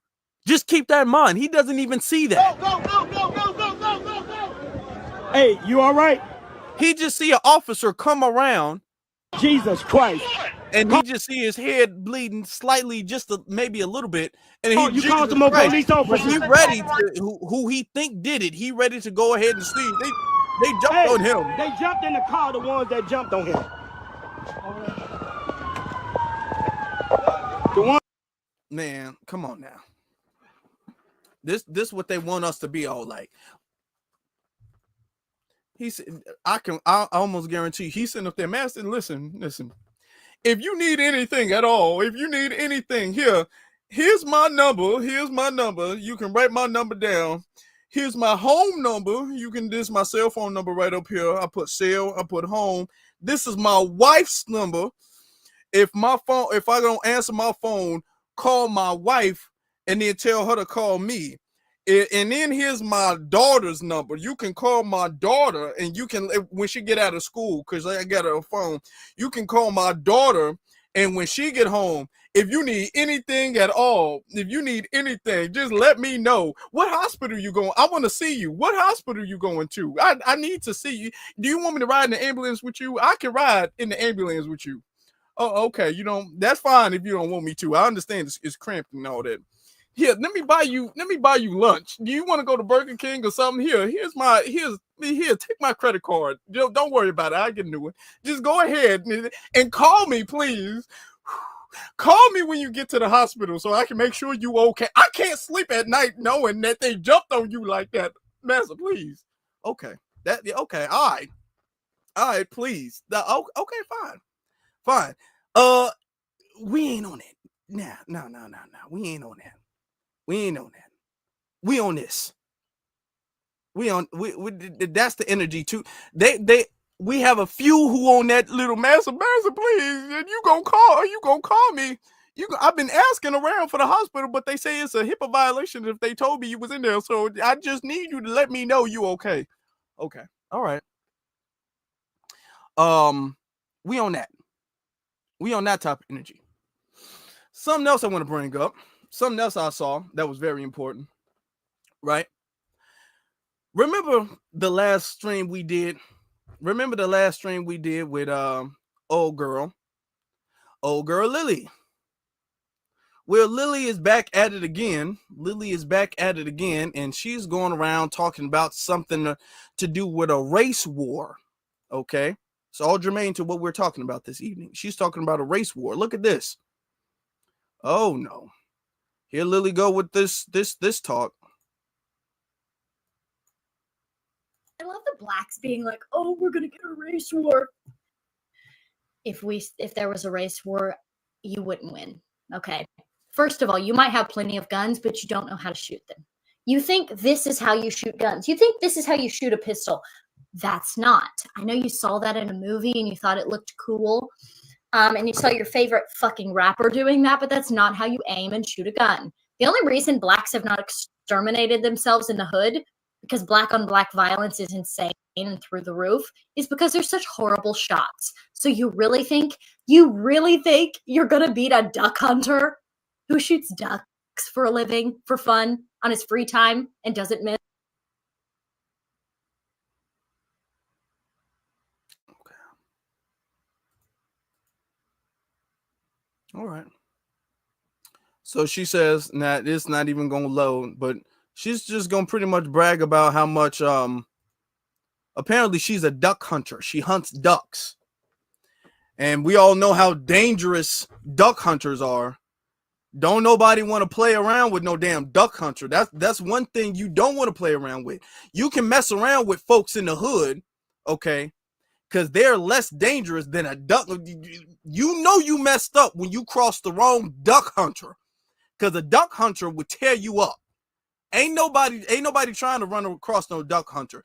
If it was up to a race war, we talking about soldiers and ex-military and police or whatever the case is. Ain't nobody going to get more bodies than that damn duck hunter. Okay, that duck who don't miss. You know how you be playing that little game at the arcade and you see the yellow little duckies and stuff like that, and they go across the thing, and you got to shoot them. You got to shoot them in order to get the big stuffed animal and stuff like that. That's what she's talking about. That's what she used to do. Don't miss. She don't miss. Look, and we be shooting like this. The pow, we be shooting like that. We not going to hit a duck if we do it like that. She knows how to hit a duck. We don't know how to hit a duck. I'm going to be honest with you guys. And I think I'm a pretty good shot. If I do say so myself, if you guys have seen my videos, I am a pretty good shot. But I've never shot no duck. I've never shot no duck. So she might be right about that. We are not duck hunters. And if we shooting like this, then we not ready for it. She said we not ready for it. We don't know how to shoot. But I can tell you one thing we do know how to do. We do know how to drive. We know how to drive. We might not shoot, but we can drive. That's what I can tell you. We might not have the best aim with the bullets, but we have a good aim with this car. Yeah, we might not have, we got a lot of guns, but we got more vehicles. Yep, that's what we do. You said you think we worried about a gun license? No, you should be worried about this driver's license. That's letting you know how dangerous I am. You said I'm you know what? I'm gonna send something your way that I don't think I'm gonna miss. I might miss with the gun. I don't think I'm gonna miss with this pickup. Yep, I don't think so. And if I do, I'm going to just hit that reverse thing and I'm going to back it up and I'm going to just keep on trying it. If I can't shoot right, I can drive straight. How about that? How about we do it like that? Okay. So it's going to be the race war between the drivers versus the duck hunters. And we're just going to see who wins out of that. That's what we're going to see. That's what we're going to do. Y'all gonna be in y'all camouflage boots and all of that stuff, and we just gonna be in the car, okay? And we just gonna see, okay? And I'm just letting y'all know we're not ducks. Y'all thinking y'all can sneak because y'all bragging about sneaking up on some ducks. Y'all need to be less worried about a duck and more worried about a ram. How about that? How about yeah? That talking about a race war. Y'all not ready. Y'all got a lot of guns. We got more cars. I can shoot a duck. I can drive a car. Okay. If this is what y'all asked for, because we not even bringing up no race war. That's the thing. That's the crazy part about this.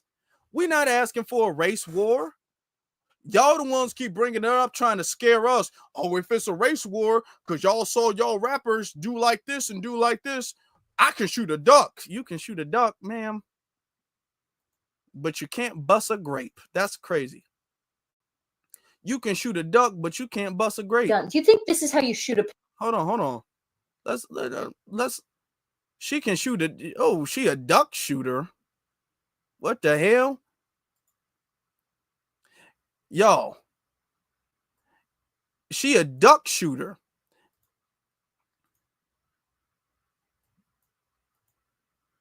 Know how to shoot them. You think this is how you shoot guns. You think this is how you shoot a pistol. That's not. I know you saw that in a movie and you thought it looked cool. And you saw your favorite fucking rapper doing that, but that's not how you aim and shoot a gun. The only reason blacks have not exterminated themselves in the hood, because black on black violence is insane and through the roof, is because they're such horrible shots. So you really think you're gonna beat a duck hunter who shoots ducks for a living, for fun, on his free time and doesn't miss? Really, nigga?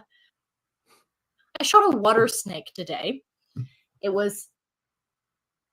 These fucking water snakes, dude, have been getting our eggs from the ducks, and I've had enough with it. I battled this snake the other day because I went to open and let the ducks out, and the snake was like hanging out right under the rafters of the duck house. And I was like, oh my God, scared the shit out. I fucking hate snakes with a passion. But I went there and I'm like battling him. So I got the hoe and I'm like trying to get him out there because he's like stuck and he's hanging on, and I'm like fucking battling with this thing.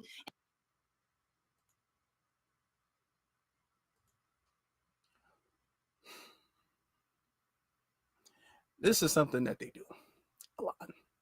When they try to intimidate black people, they always be bringing up these stories about how they can sit up there and wrestle these dangerous animals with their bare hands.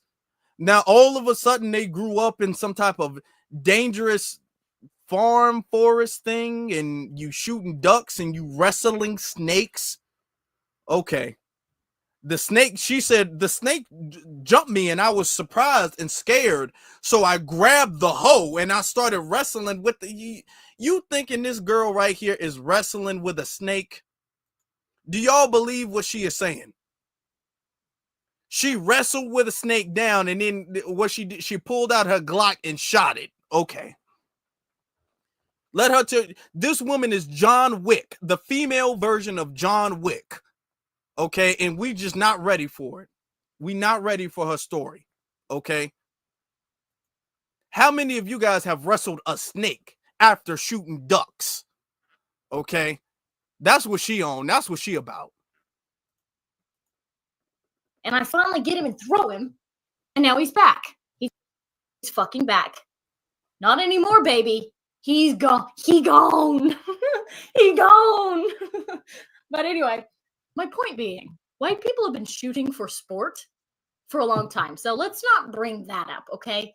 It's not going to end the way you think it is, all right? And by the way, that's another psyop of this thing. For all the people, the James Lindsays, the typical people you would think, they're all calling this Shiloh thing a psyop. Oh yeah, it's just a psyop to trick us into a race war, because you know what the Jews really want? They want the blacks and the whites working together. No. Okay, that's actually never going to happen. The black... You mean your people? Hold on. Notice how she said Jew as if she did not already confess that she was one in the previous live stream. Just notice that, y'all. Notice that. Come on. Claim your lineage. Claim your lineage, Lily. Blacks and the whites will never put aside their differences and fight the Jews. That's never going to happen. First of all, you better hope that don't happen. Yeah, you better hope that doesn't happen. You really better hope that don't happen. Blacks are convinced they're the Jews. Have you checked in on a black Hebrew Israelite lately? They're some of the most retarded people on the planet, okay? The hubris of these people, black Hebrew Israelite, it's a really like peak worst types of blacks because they think they're amazing, you know? But no, so these people were like, oh man, you're just saying that because you're just trying to cause racial division. I'm like, oh, I'm sorry. So now I get labeled as somebody's trying to start a race war anytime I mention black crime. That's the new go-to. That's the new go-to. Okay, I get it. So it's woke right that didn't stick. And now it's, oh, you're trying to start a race war. No, I'm actually just talking about black crime. Okay. I don't want a race war. All right. I know we would win, but I don't want that. Actually, I would never try to incite something like that. It's not going to happen. When we come to power, there will be no need for a race war. We can just round them up and deport them all. Okay, so foundational Black Americans, there's no need for it. We're not going to have to fight the duck hunters like that, because what her plan is for her to, she's going to round all of us up and deport us. All of this talk about us being deported, where I still just don't know where we're going. She's going to round us up, okay? She's going to hunt us down like we're ducks. And she's going to wrestle us down like we're snakes. She's going to round us up and she's going to deport us. Can we do a little survey right here? We're just going to do a little survey. I want to ask, we have a lot of people here. We have a lot of people. Do you guys think if we were to face off between us being deported versus them coming into power, as if they're not already in power and have been in power, they're coming into power. If you guys think that Lily and her people will win, put the duck emoji in the chat room. I want to know how many of you guys think that Lily and the rest of the duck hunters would win. If you guys think that we will win as foundational Black Americans, put the car emoji in the chat room. Put a vehicle, a road vehicle emoji, put the car emoji in the chat room if you guys think that we are going to beat the snake wrestling duck hunters. Okay. All right. We're going to get deported. All right. Even though this is not her people's land, this is our people's land. She's not even in her people's land, but she's going to deport us. A lot of people are putting a car emoji in here. Yeah. A lot of people putting that in there. I think so too. See, this is the talk you make. These are videos you make out of fear. Because if you were so confident that you were going to win, you don't have to make a video bragging about the fact that you were going to win, because nobody's even talking about a fight. Nobody's talking about a race war. Nobody's talking about that. Nobody's trying to get that. You're sitting up there, yeah, we would win. I'm not trying to say that, but we would win. No. You're making this video and you're trying to sound more intimidating clearly than you are because you're afraid. If you really was in a cut and you felt empowered and you felt like you were better than everybody, you wouldn't need to even make this video. And that's what will happen. But anyway, and you know, I was thinking about this too. Jews are so fucking arrogant, that will be their downfall.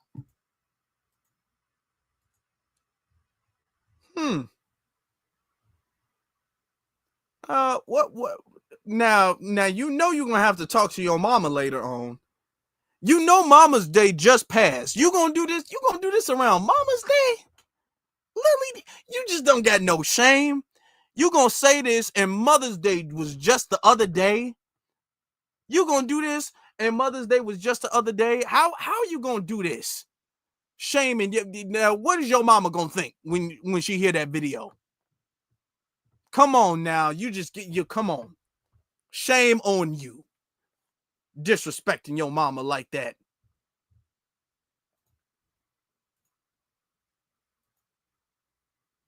You know, just like what I think we talked about this with Ken the other day. It will really truly be their downfall because they can't help themselves. This is why they tell on themselves. This is why they self-report all the time. They write it down in books. They write it in articles about what they're doing, what their little fucking plans are, because they have to brag about it because they're not good at anything. The only thing they're good at is subverting, committing assassinations, blackmail operations. They're really good at that. Nepotism, being fucking creeps. That's what they are good at. So they have to flex it. But they despise us, okay? They despise us. They despise their enemy. And I not just despise in the way that they hate us, but they think we're just a joke. Ugh, they're no. Who is we? Who is she talking to? She said they despise us. Okay, all right. Identity crisis much? Now you're gonna have to fix that before you enter this war. You having an identity crisis. All right. You think a girl like that who has such a crazy identity crisis is gonna be sitting up there dealing with us? These people don't got nothing. These people can't deal with it. I'm gonna tell you, 2025 is the year of the Fast and Furious. If 2025 is the year of anything, 2025 is the year of the Fast and Furious. 2025 is not only just the year of the Fast and Furious, which is one thing that's making them really mad. 2025 is also the year of keep your hands to yourself. 2020, and that's another thing that they real mad about, and we still keeping up with the case. We still remembering stuff. We the Fast and Furious indeed. We also did 2025 is the year of don't want none, don't start none.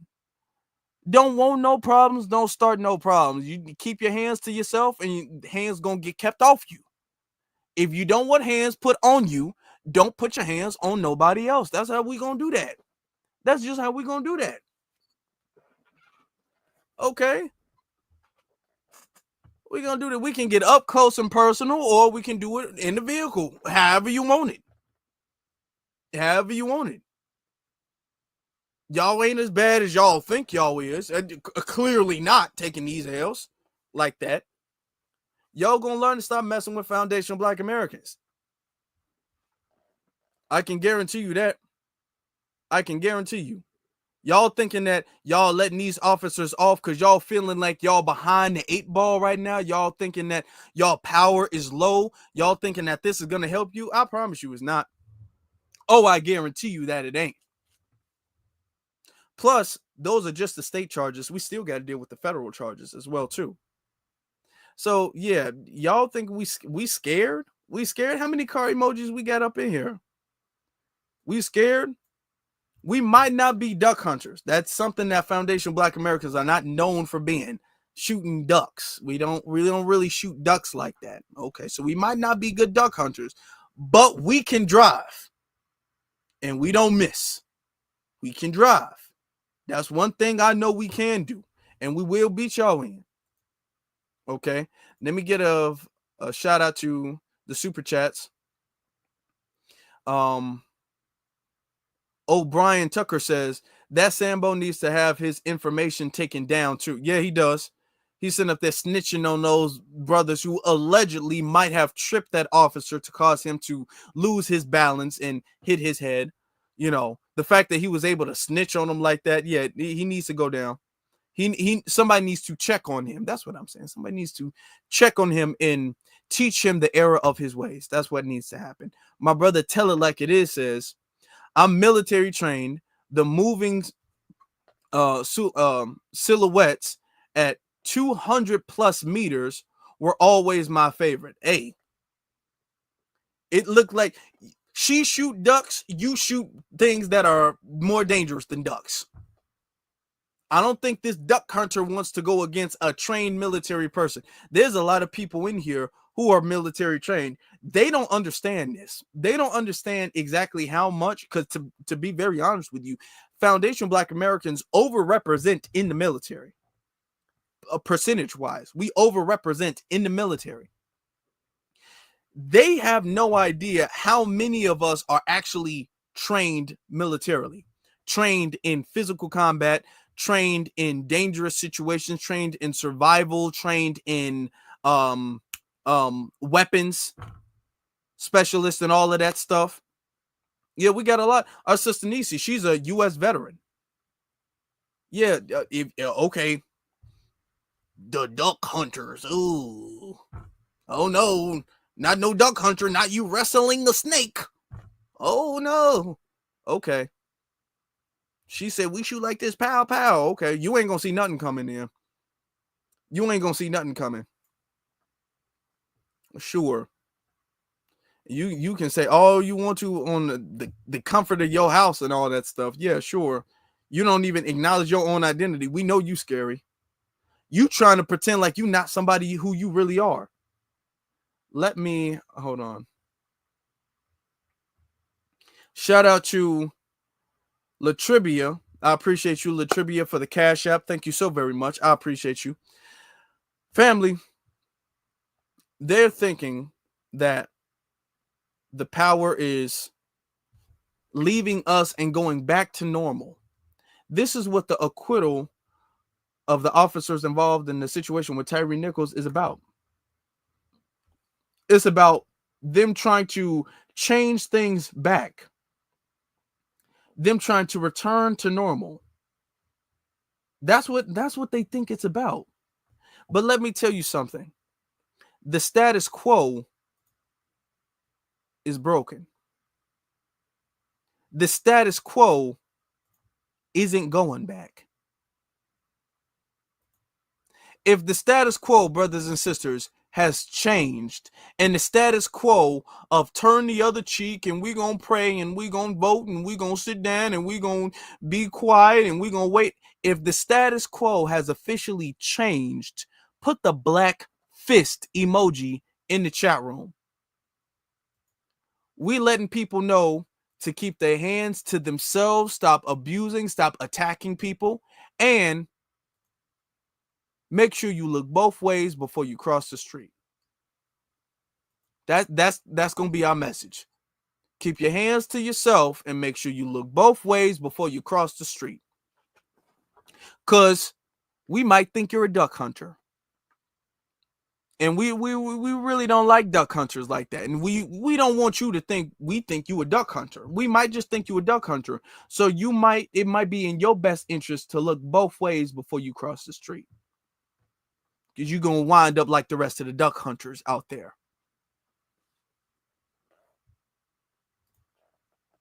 Family, I appreciate every single last one of y'all. Let me get to this other super chat real fast. Brojo says, Rodney Hinton Jr. was involved in a traffic accident, nothing more. It was a very tragic traffic accident. We don't know the details. We have not seen the video of what happened. We have not heard him speak about the situation. It could have been where he was trying to, drive someplace and lost control of the wheel or something like that. We don't know what happened. The car has to be checked out. The car could have had a malfunction. The man might not have been looking. That's what I'm saying. He might not have been looking where he was going. He was an older man. He probably had bad vision, probably had pre-existing conditions. We don't know. Have we done his autopsy? Do we know if he didn't have pre-existing conditions? Maybe he was blinded by fentanyl. You know how they say fentanyl blinds you and fentanyl makes you do all of this stuff. If this officer had fentanyl in his system, he might not have been able to see the car coming. That's maybe what happened. We don't know. We shouldn't jump to conclusions and say that this man is guilty of anything. All we know is that an incident happened. It is so unfortunate that the officers who, shot his son down caused the situation, because his car wouldn't have been over there in the first place if his son wasn't shot down, for him to have a fatal car accident. So if anything, the officer who shot his son to death killed two people. If we really think about it, the officer who killed Ryan Hinton, his son, really killed the other cop too, because his car wouldn't have even been over there for the unfortunate car malfunction accident to happen in the first place. So he's to blame for two deaths in the course of 2 days. That's really how I see the situation, just from a logical point of view. Just logically. Out of all the data that we know now, has Rodney done anything like this before? No, of course not. It was that officer. It's a terrible situation. And this is why we need more police accountability, so they're not out here destroying lives like this. We don't know. We don't know what was going on. But all we do know is that he wouldn't have been there if his son wasn't gunned down. So it's the officer's fault. That's you always got to go back to the source. And he was only there because his son was shot down. So if he was only there because his son was shot down, then the person who shot his son down is all of his responsibility. He's the first domino that knocked down the rest. It was a domino effect starting with his son getting shot down. So it's really the officer's fault if we really want to be logical. He said, Afro, will you open up the phone lines tonight? Do I want to do that? I guess I ain't opened up the phone lines in a little bit, to be honest. Do you guys y'all want to call in for a little bit? For a little bit. We don't got in for a little bit. We only been on here for like 2 hours almost. We're not going to be on here for like no 4 hours or anything like that. So let me see. We might. It depends. If you guys want to call in, put the phone emoji in the chat room. If you guys are going to call in, put the phone emoji in the chat room. If not, it's fine. It's a Monday night and everybody got work in the morning. It could have been. And he lost control. He lost control of the vehicle because he might have thought that that was a duck hunter trying to get him like he tried to get his son. It could have been that. We just don't know. You know what I'm saying? We don't know at this point. But all we know is that he wouldn't have been there if it wasn't for that officer. So the blame goes to the officer. That's what I know. That's what I know. I know that's the truth. Hold on. All right, it seems like we got a couple of people who want to call in. So we'll set this up real quick. Hold on, let me set this up. Hold on for 1 second. Hold on. And I gotta put this number in there. Y'all gotta thank Sister Nisi for that. Because to be honest, I wasn't even thinking about that. I wasn't planning on doing that. But it was Nisi who the one who set it up. So y'all gotta thank her for that.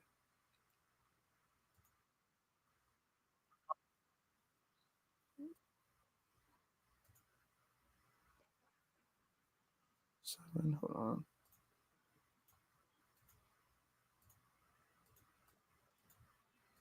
Okay. So the phone lines are now open. Let me put the okay, there it is. There the number is. So the number is 949-381-0044. That is 949-381-0044. So let's get a few calls in. I love chopping it up with the family. I love y'all. Let's get a few calls in. Let's see what we got going on. Hold on. Okay, so we already got a caller online. I already know who this caller is. I already know. So hold on. Switch stuff. Move. Because I got to put this on.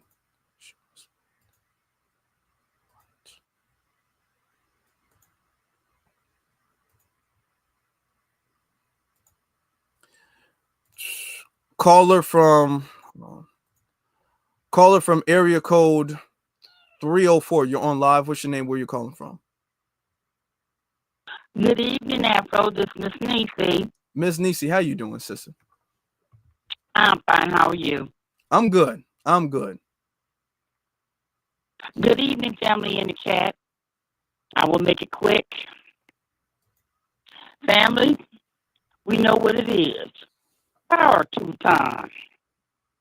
Make it do what it do, family. No longer will we stand by being passive or submissive or whatever adjective you want to use. This is the fuck around and find out generation. That's true. Period. Yes, indeed. We don't start nothing. We won't start nothing. But you bring the noise to us, we will cancel you out. And I'll land there. Be blessed, baby. Thank you very much, Sister Nisi. Yeah, we ready to defend ourselves by any means necessary. Okay? We not starting nothing. But it's going to end. Thank you very much for that. Appreciate you.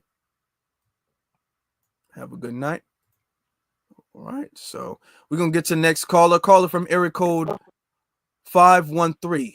You're on live. What's your name? Where you calling from?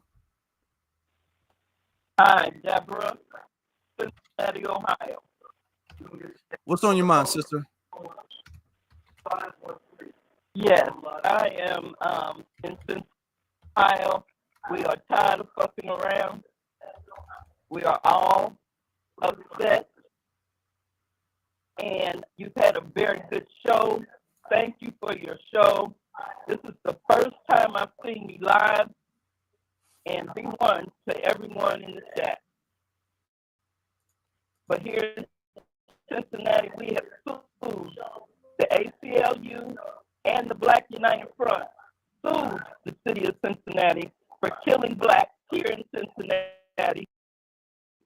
And we are still being killed and ran down. So, okay, cars are running and they're at the gas station, ready to go.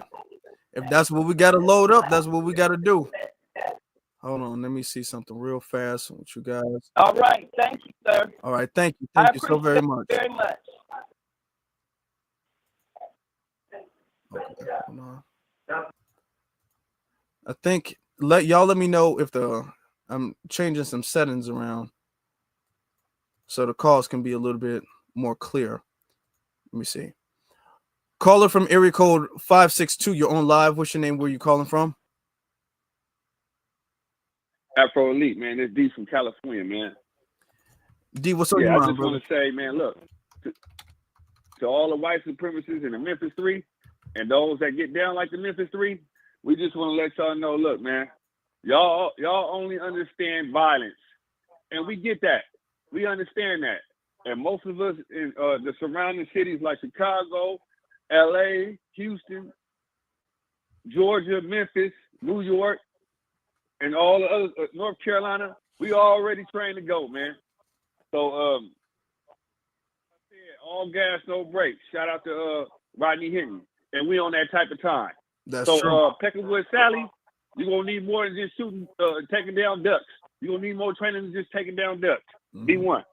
B1, brother. They gonna realize we a little bit more dangerous than a duck in a pond.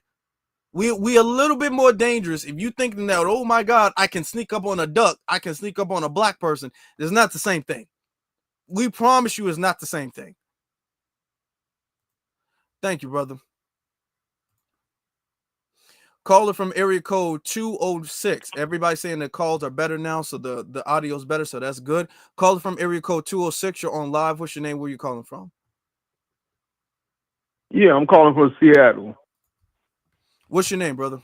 Can you hear me? Yeah. Marquez. Okay, what's on your mind? Yeah, I just want to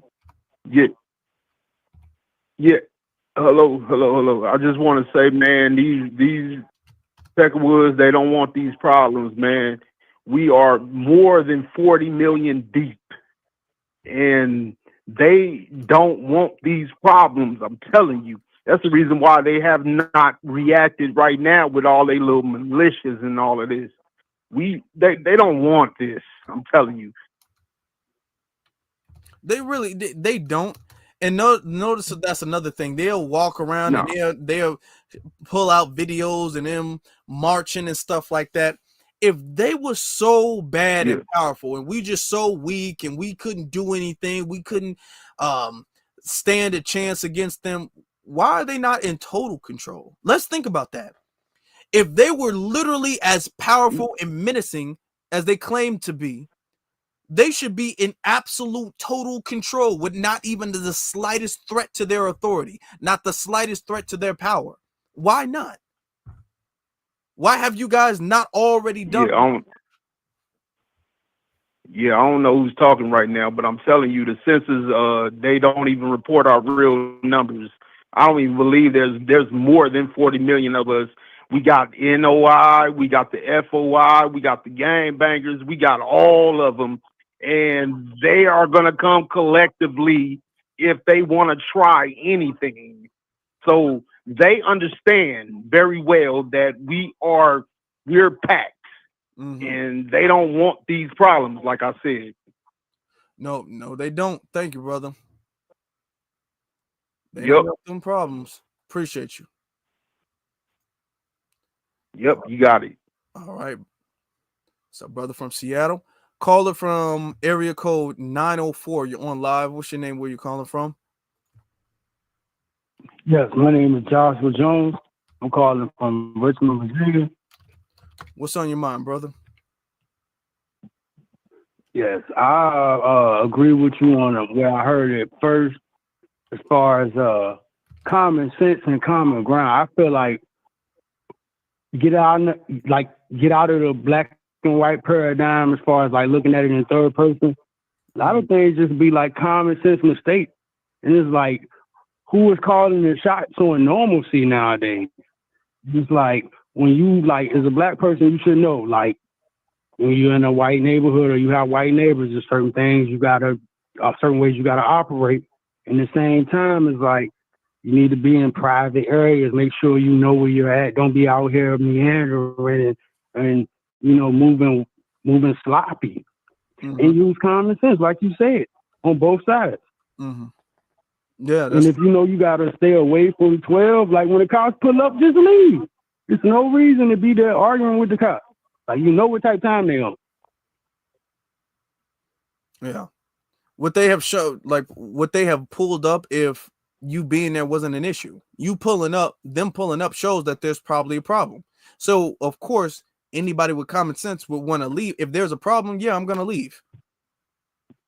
That's right. They're gonna make that presumption. The court. Most of the police come to restrain or apprehend. They don't come to really mend too many situations.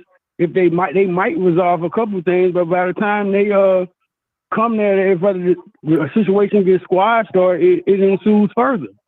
Mm-hmm. That's a good point. Yeah. By the time they get there, they just really cleaning up and assessing the situation after the fact. You clean up crew now. Right. They're the aftermath of the debacle. That's true. That's very true. So we can't rely on the police, because when the police come, now mind you, which is very important, these officers are supposed to be a special unit, a special squad that deals with different violent situations in the community, car theft in the community. They're supposed to be there, right? But they seem like they just can't do it because they're a foreign entity working within the United States on the state and local level. Which is why we need to. So they have to go by code and status quo.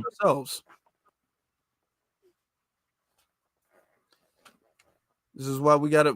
If first off, policing needs to be done. If they're not going to do it, then it's up to us. If you trust in the police in 2025, you stuck on stupid. You said what? I say you trust in the police, they got them protect you in 2025. You stuck on stupid if you calling the police. Flavor Flav then said 911 was a joke.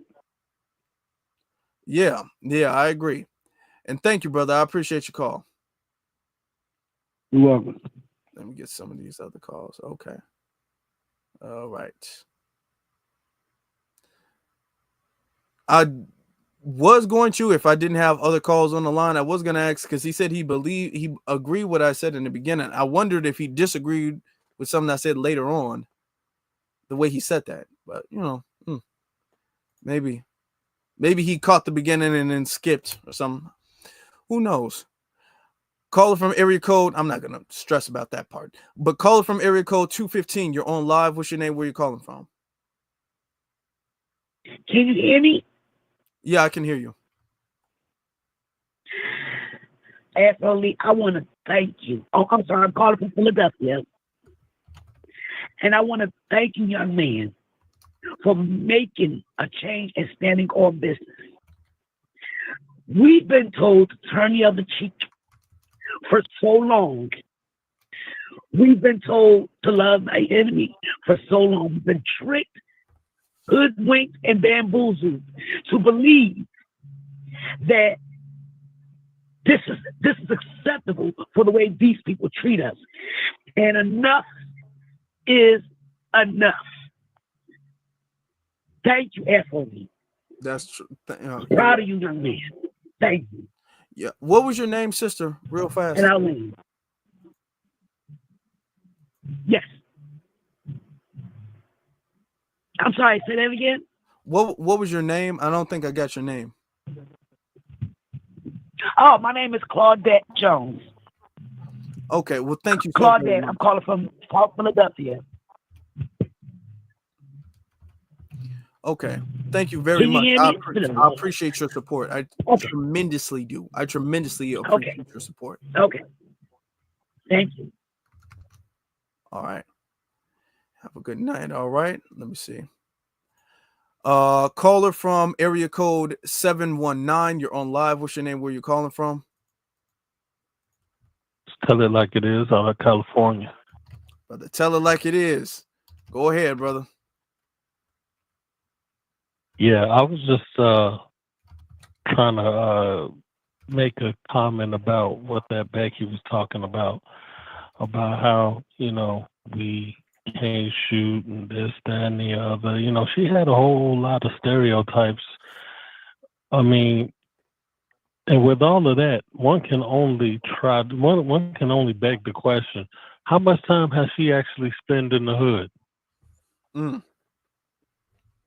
How much time does she actually spend around black people? Because if she knew much about black people at all, she would know that most of us spend time in the military. That's true. And I mean, like myself, my job in the military was infantry, front lines. So, I mean, really, where does she get where does she get her information from?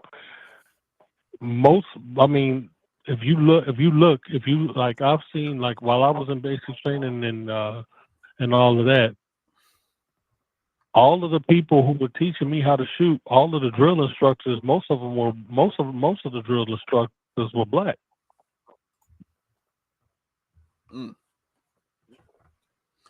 So yeah, and you know what's interesting? The person who taught me originally, and I think I'm a natural, my first lesson on how to shoot was from a black man who taught me just randomly. He was all like, "Have you ever shot before?" I said, "No." He was all like, "Okay, well, this is how you do it. This is how you." He was an expert with it, or whatever. I was at the gun range for my birthday. Okay, full of black people. You know what? In particular, black women. It was a bunch of black women at the gun range. I saw more. Well, I saw they were like there as couples, but I saw more black women than men at the gun range. So if they thinking we shooting like this or something like that, okay, all right. That's a comforting lie that they're telling themselves, but this very far from the truth. Right, and what she need to understand is, gangbangers go to the gun range too. So for her to make that assumption that we don't know how to shoot and this, that, and the other, and they always talking about how, it's every time something about a race war comes up, it's always them. They are always the ones talking about bringing up a race war. That's true. Black folks, we refrain from talking about that type of stuff. But they for some odd reason, they are just salivating for this race war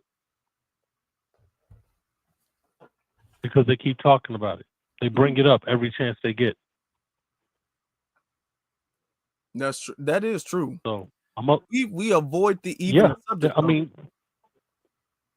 that's true. Go ahead. I'm sorry. I said we avoid the subject of that.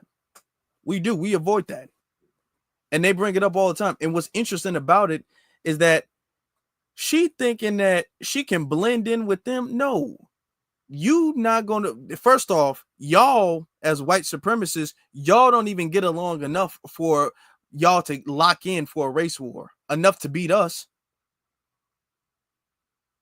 Y'all don't get along enough.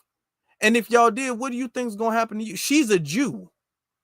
And she's talking about she's trying to other herself from her Jewish lineage. Yeah, but come on now. Y'all is not built like that.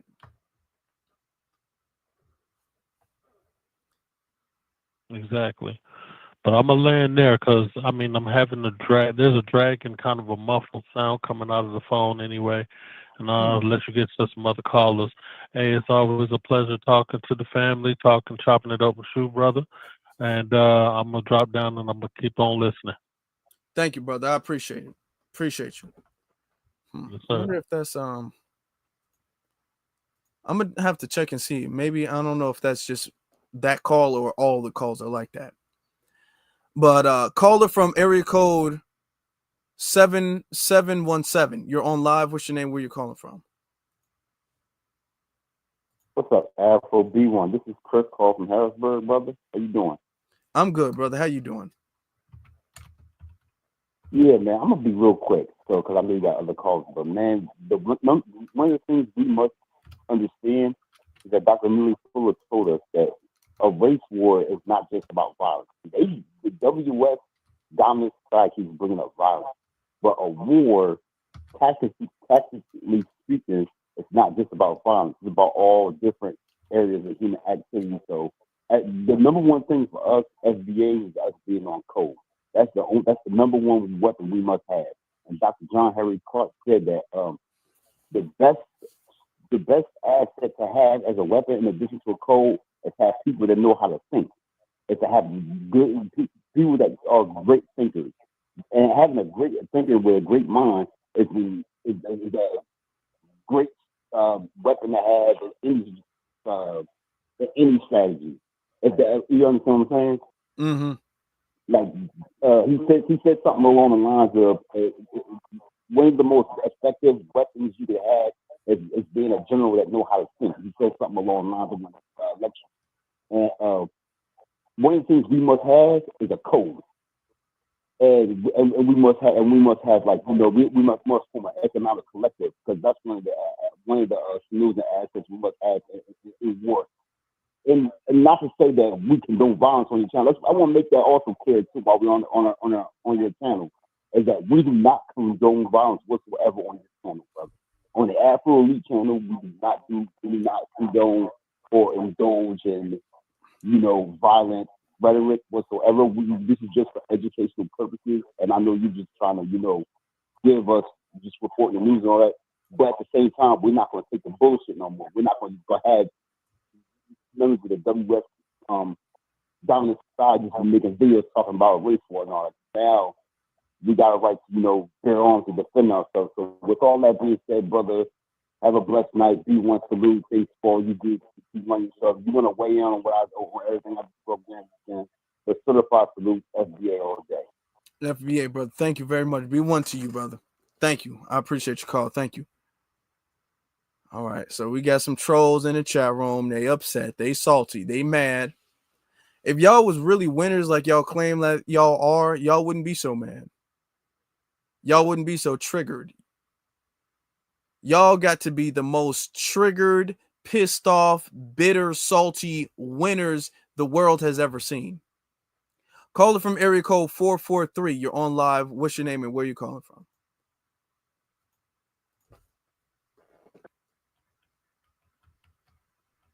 Hey, what's going on? Can you hear me? Yeah, I hear you. What's your name? Where you calling from? All right, my name is Abdul, calling from Baltimore. I go by Mansa Musa 93. Oh, brother, okay, Mansa Musa. How you feeling, brother? Hey, I'm doing all right, man. I got a word for you. And everybody knows what a meatball is, right? Something you put in pasta, put in spaghetti, right? Mm-hmm. So what I did was word meatball and turn into a definition. So a meatball is an adjective, right?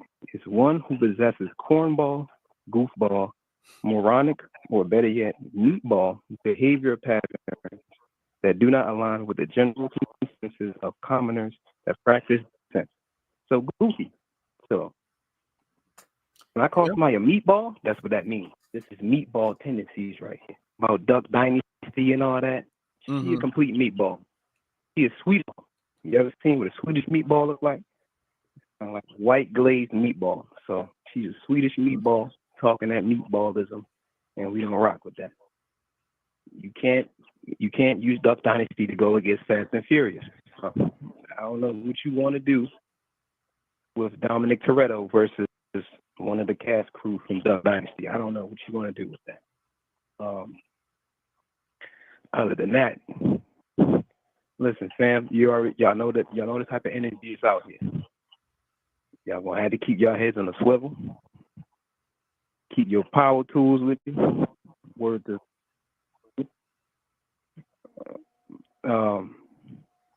it's just a lot of meatballism going on right now. So shout out to Rodney Hinton for doing what he thought was the right thing to do. I ain't saying I agree. I ain't saying I disagree. Just thought he did what he did. It is what it is. Maybe the carburetor was messed up. Maybe the radiator was acting up. I don't know. That's true. Check the alternator. I don't know. Check the tire pressure. Who knows? No. Who knows? Mm-hmm. But listen, yeah. Keep your head on the swivel. We gotta wait for all keep the facts. Your heads high. I'll holler at y'all and I'll holler at y'all. All right, B1. Shout out to Afro. Hey, that's true. We gotta wait for all the facts to come out because we gotta ask, what is the officer's background? What is the officer's background? Was he on drugs? I mean, we just don't know all the facts. We don't know all the facts yet. We don't know. The car could have malfunctioned. He might have accidentally made a wrong turn, and it was, something like that. Who knows? It might not have even been him. We don't know. I haven't seen the video. I don't even know if it was him who did it. They just caught somebody and claimed that it was him. Who knows? Yeah. But we'll see. But all I will say is if they didn't gun his son down, he wouldn't have been in that area whatsoever. Now, would he? Yeah, no, they wouldn't have been, because that wouldn't have been a good look for them anyway. Mm-hmm. Yep, that's true. That's on their part. They couldn't finish, unfortunately. That's true. Thank you, brother. Thank you, Abdul. I appreciate your call. No problem. All right, man. All right. Take care, brother. All right. Yeah, a lot of people bringing up a lot of different car issues, the power steering, the brakes. You know what I'm saying? He might have had something on the window, and couldn't see. Who knows? What was the weather like? Was it raining and he couldn't really see the we don't know. We have to wait for all the facts to come out. That's what we have to do. We have to wait for all the facts to come out. We can't just jump to conclusions. Caller from area code 510. You're on live. What's your name and where you calling from? B1, this is August from Oakland, California. What's on your mind, brother? B1, what's up to the family and everybody? I feel bad that the brother's gonna have to go through this, this long prison sentence and everything.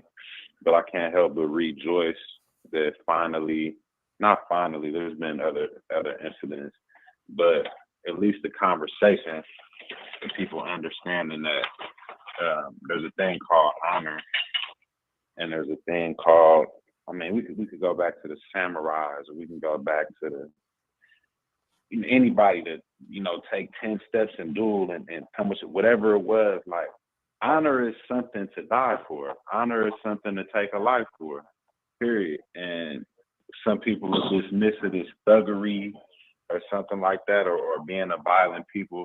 But I'm a human being and I'm a man, right? And men been committing acts of violence against other men for millennia. So this narrative that we're some type of doing something like that is in any way wrong, or I'll just question the values of that particular person. And I also land with this: there's always a lot of talk about the Huey Newton Gun Club, et cetera, when these events happen. But I hope that every person that's commenting about something like that, you actually own a firearm. Because I look down my nose at brothers who don't be armed every day. You come out your house and put your pants on, put your shoes on, and you don't grab a tool for the possibility of just in case somebody might hurt you, somebody might hurt your family, somebody might come in the grocery store like Buffalo and get down. If you are a man, you're supposed to be armed. It don't matter what the law is in your state. None of that matters. You're supposed to be able to protect yourself and protect your family at all times. So again, if you're one of those brothers who's not armed and isn't prepared every day when you come out the house, you might as well be worthless if it really goes down. That's all I wanted to say, brother. Be one. Yeah, that's true. You don't want to be an easy target. Okay, you don't want to be an easy target, nor do you want to be a liability, because then you don't want to rely on somebody who actually does have a firearm to protect you. Because if it go down and you don't have nothing, you gonna rely on whoever does if somebody does have something. So that would mean you are a complete liability. So that's a good point. And your woman and your family gonna have to depend on somebody else. Your woman gonna be looking for somebody else to protect you. That's true. That's true. That's a good point, brother. Thank you. I learned. No, go ahead. Go ahead. You didn't have to hang up like that. Okay, all right though. I was gonna let finish. Caller from area code 918. Hello? You're on live. What's your name? Where you calling from? Minneapolis. Anthony. Can you hear me? Yeah, I hear you. Where are you calling from? Minneapolis. Oh, okay. What's on your mind? Yeah, Minneapolis. Yeah, I like to say that be truthful with you. Over all these years since we've been emancipated, we basically brought it upon ourselves because we always turn ourselves over to them to be judged. We always capitulate to their demands and what they bring up, what they say we have to do. And in reality, the only person or thing that can judge us is our own creator and our own consciousness. That's our only judge. Mm-hmm. And as long as we keep going along with the system and capitulating to what they want us to do instead of doing what we feel is best for us to do, we will always be in this situation. Everybody know the police don't protect. They came out the slave catchers group. Mm-hmm. That's why they packed so much in our neighborhoods, because we're being occupied by an enemy. But because we're not dropping dead every 5 minutes by them, we don't think it's a war going on. But it's been a war going on since we've been before slavery. The war never ended. The only thing we did was conform to the conditions that we feel like we had to survive under. Yeah, that's true. And the number one thing, and I land with this, everybody that, and I don't want nobody to take this wrong, but I will say this. If you notice, everybody that has something to do with our liberation and they were serious about it, they got killed. I'm sorry, they was unalive. And if you think about it, everybody that was left, everybody that was left was nothing but sheep with big lungs. What I mean by that, they talk good game, but nothing never happened. They tell you good things and they talk about those people and they'll call them all kind of devils, but nothing never happens. Our communities are still the same. So I'll land by saying we should all quit going by other people's rules, because obviously they're not fair to us. And I'll land my plane. Thank you. That's true. That's true. They way ain't working, so we got to create it our own way. We have to create our own way. Caller from area code 267. You're on live. What is your name and where are you calling from? Hey, how you doing? Afro, this is Curtis.